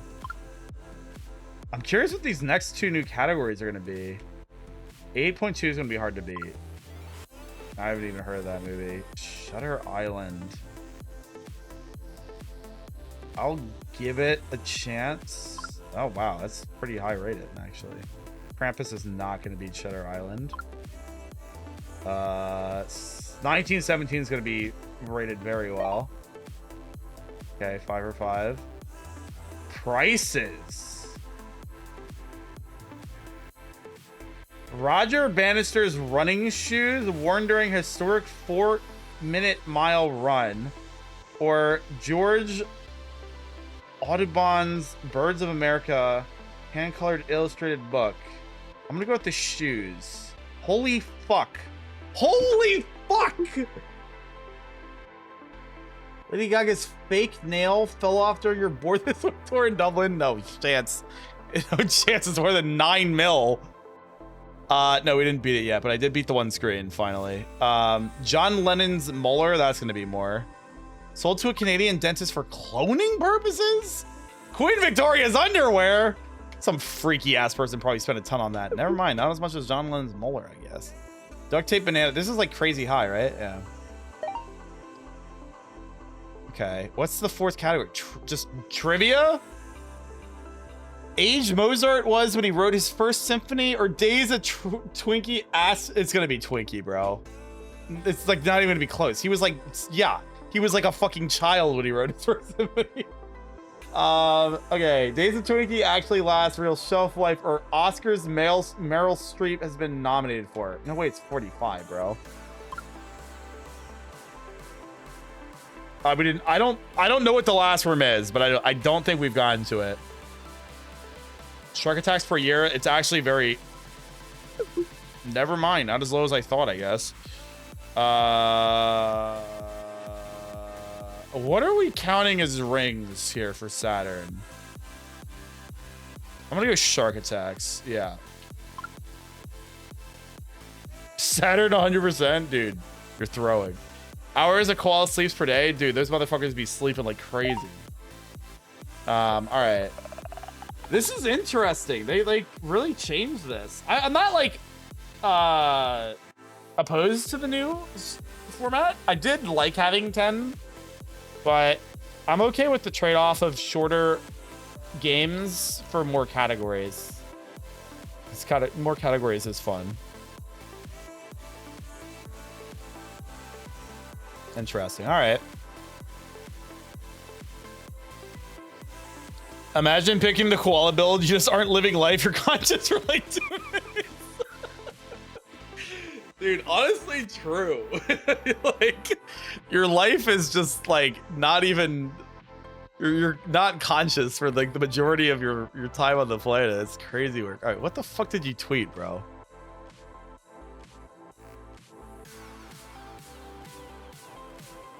TMZ is normie version of LSF. Dude, like actually, yeah. Yeah. Yeah. Yeah. Yeah. Yep, bro. All right, what do we got for Scrandle? Oh, we got bonus round again. Jockey. Whopper Jockey. Jockey Whopper Burger. What do you mean? Fuck you mean free? Why is this listed as free? Or nachos? This burger looks kind of gas. Maybe a little tall, but damn, bro. All right. Pepperoni pizza Cobb. Chips and slaw. This looks... There's too much gravy, bro. This is too much gravy to be appetizing to me. This looks like what comes out the other end, you know? Pork hamburger. What the fuck am I looking at? I'm gonna go with the hot dog and chips. Barbecue chicken wings. Okay, they look incredibly mid, but they're at least cheap. Or herring and onion fish brocken. People usually get weirded out by fish. I'm gonna go with these. Yeah. I bet you that's a totally fine fish sandwich if you like it. Okay, this is cheese and onion baguette. What are we doing here, man? Britain, what the fuck are we doing, dog? We really just like putting some bullshit in some bread and like seeing what happens. I'll go with the melon soda float. Pie mash, mushy peas and gravy. Again, I feel like too much gravy, bro. I'm gonna go with the meatballs and pasta. $2, dude? That's pretty cheap. Melon soda float. Oh my god, I'd kill for that right now. Yeah, it's probably pretty good. Pizza slice, very small, but also very cheap. That's literally under $1. This looks gas though. Sausage, egg, and cheese breakfast special. Honestly, looks pretty good. Spinach. I don't even fattier. I'm gonna go with this. Pizza slice. That actually looks like a big slice of pizza. I'm going for that, bro. As far as scrandle goes, not a bad looking slice. Greek pita wrap. That looks pretty good. I'm going with the Greek pita wrap. The most average hot dog you've ever seen or jambalaya? Come on now. With a beer? Perfect scran. I'm a pureless scranner. Big ass sharp as angle pizza, yeah. This is a, okay, hold on. This is a Bentley, without a doubt. The question is what Bentley? Okay, you can actually literally see it says Bentley there. Is this a Bentley Mulsanne? What else could it be? Could be a Bentayga. It does kind of look SUV shaped. Maybe I just rip a Bentayga guess off the top. I miss you. Me too, bro. Let's start 2020. Okay, oh my god. What can I say? What can I say? I'm a car guy. All right. You're cheating? Pre-watched.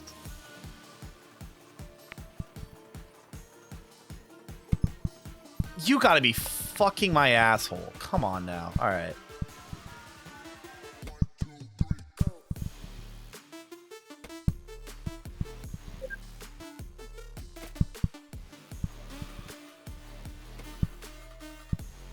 And before Ben says some fuck ass shit like, I wish. Is the golf game procedurally generated? I don't know, actually. Hey, it's kind of a hard angle I'm gonna have to hit. I guess go under. Alright, that's fine. Oh my fucking god. There we go. Yeah, I don't know if it's procedurally generated or if someone actually designs it every day. I could see either being the case. Oh, come on. Oh, come on. What if I hit one of these? Ooh!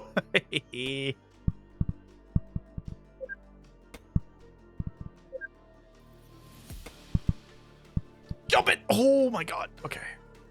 Oh, dude, this is like a big gap I'm gonna have to hit and not fall in the water. Okay, that's fine. That's fine. That's fine. Just don't fucking fall in the goddamn water, bro. That's all I'm asking. Shit. Perfect. We got par. I'll take it. All right, time for dialed. Sorry, we have shape now for dialed. All right, here we go.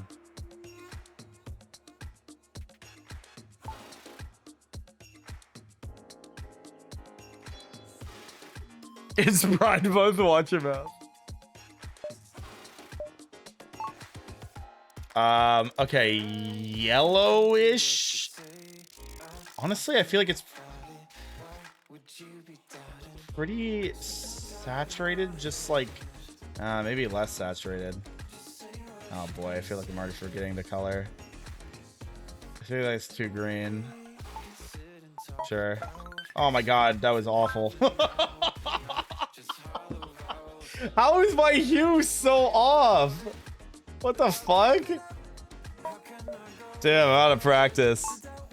Okay, blue maybe a little bit towards green, relatively bright, slightly desaturated. Pretty bright, slightly desaturated. Nice. All right, that's what we like to see. Okay, dark green. Dark green.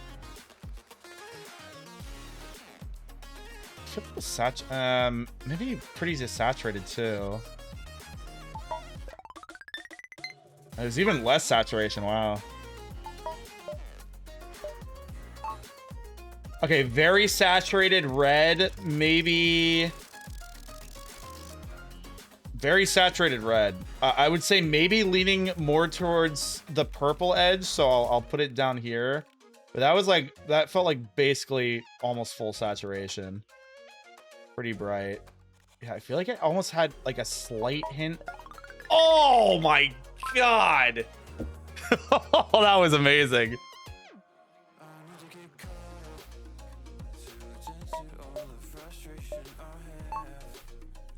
Very, or pretty dark purple. I feel like we're kind of like right in the middle of purple. I think saturation's fine. Oh, well, that was a lot more red than I remember. Okay. All right, I'll take it. Cut the music. Gotta lock in.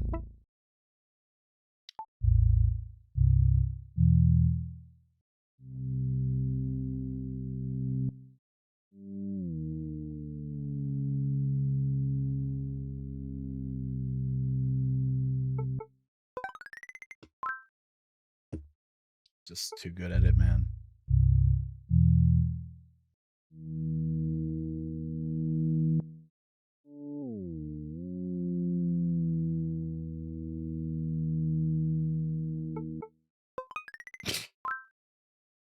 I might be the GOAT.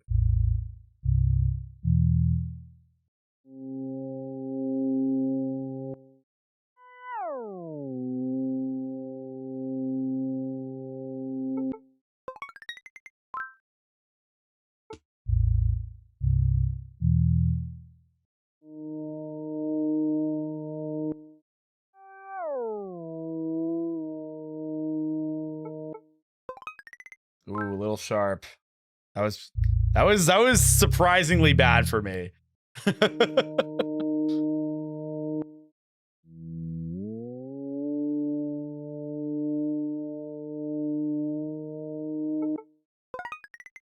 We made up for it though.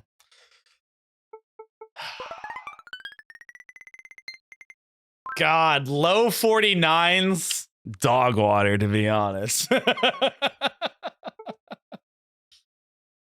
Only third of 97 players so far today. Ugh. God.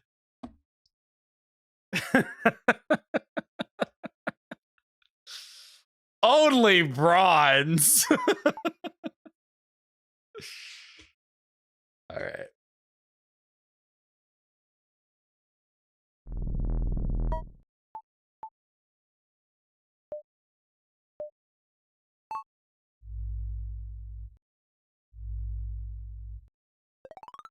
Nice. Very nice.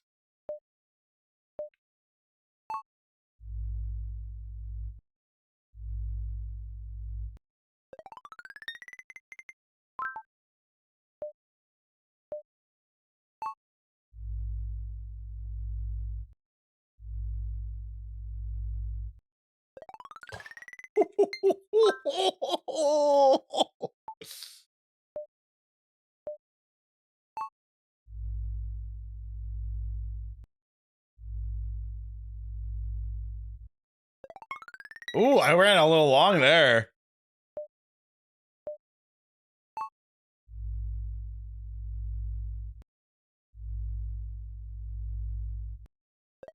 Nice.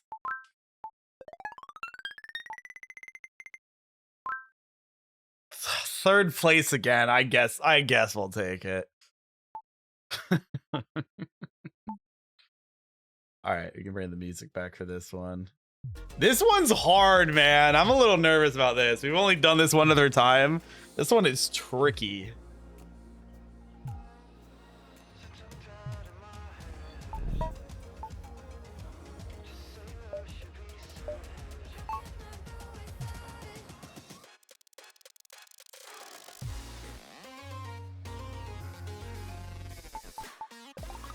Fucking goddamn it, that was bad.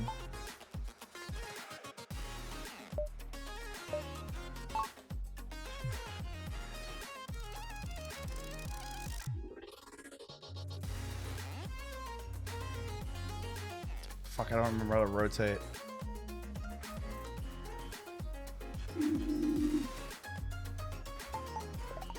Ah!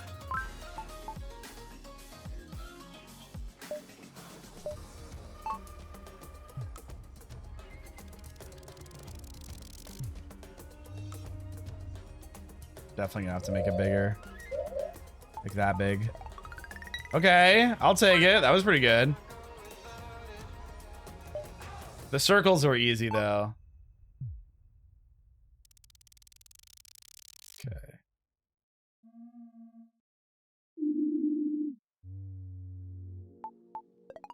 Oh, it was even smaller. Fuck. Yikes.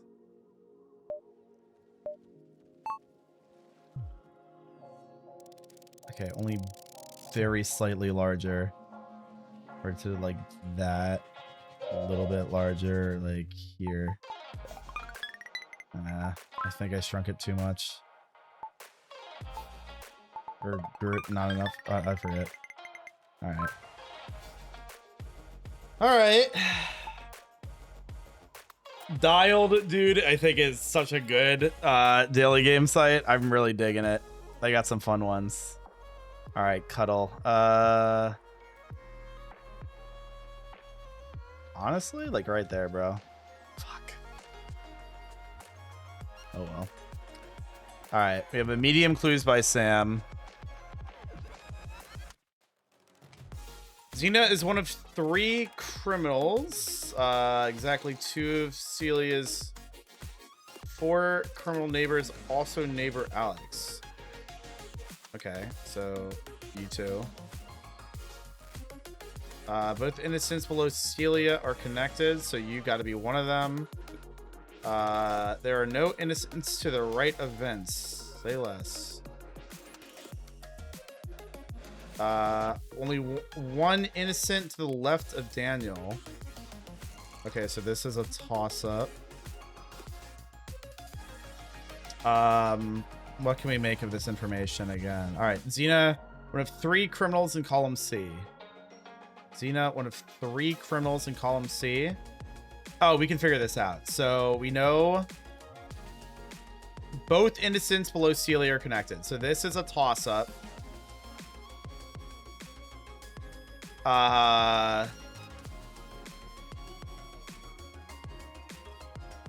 One of 3 criminals. So 1, 2. So Celia has to be a criminal, which makes you innocent.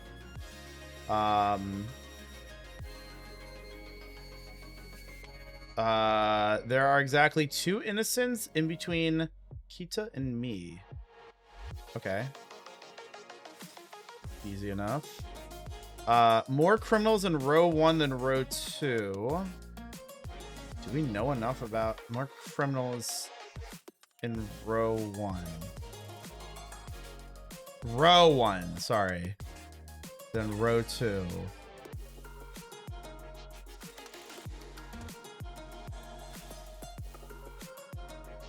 Well, we don't know anything about Daniel yet. I don't know if we can do anything there. Both innocents below Celia are connected. More criminals in row 1 than row 2. Only 1 innocent to the left of Daniel. We already got that. Exactly 2 of Celia's 4 criminal neighbors. That's right.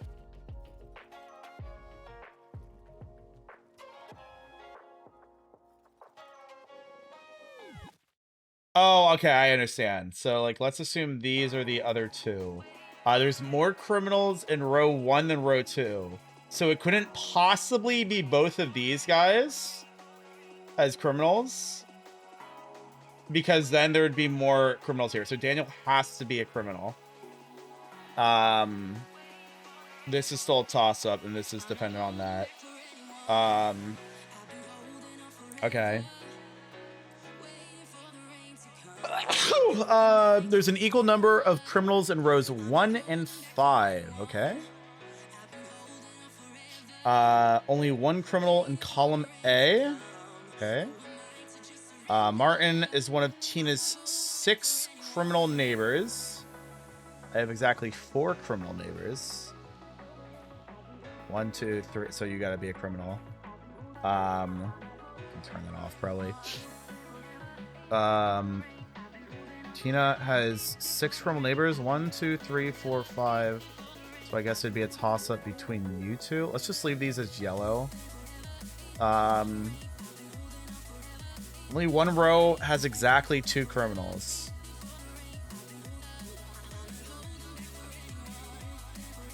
Okay.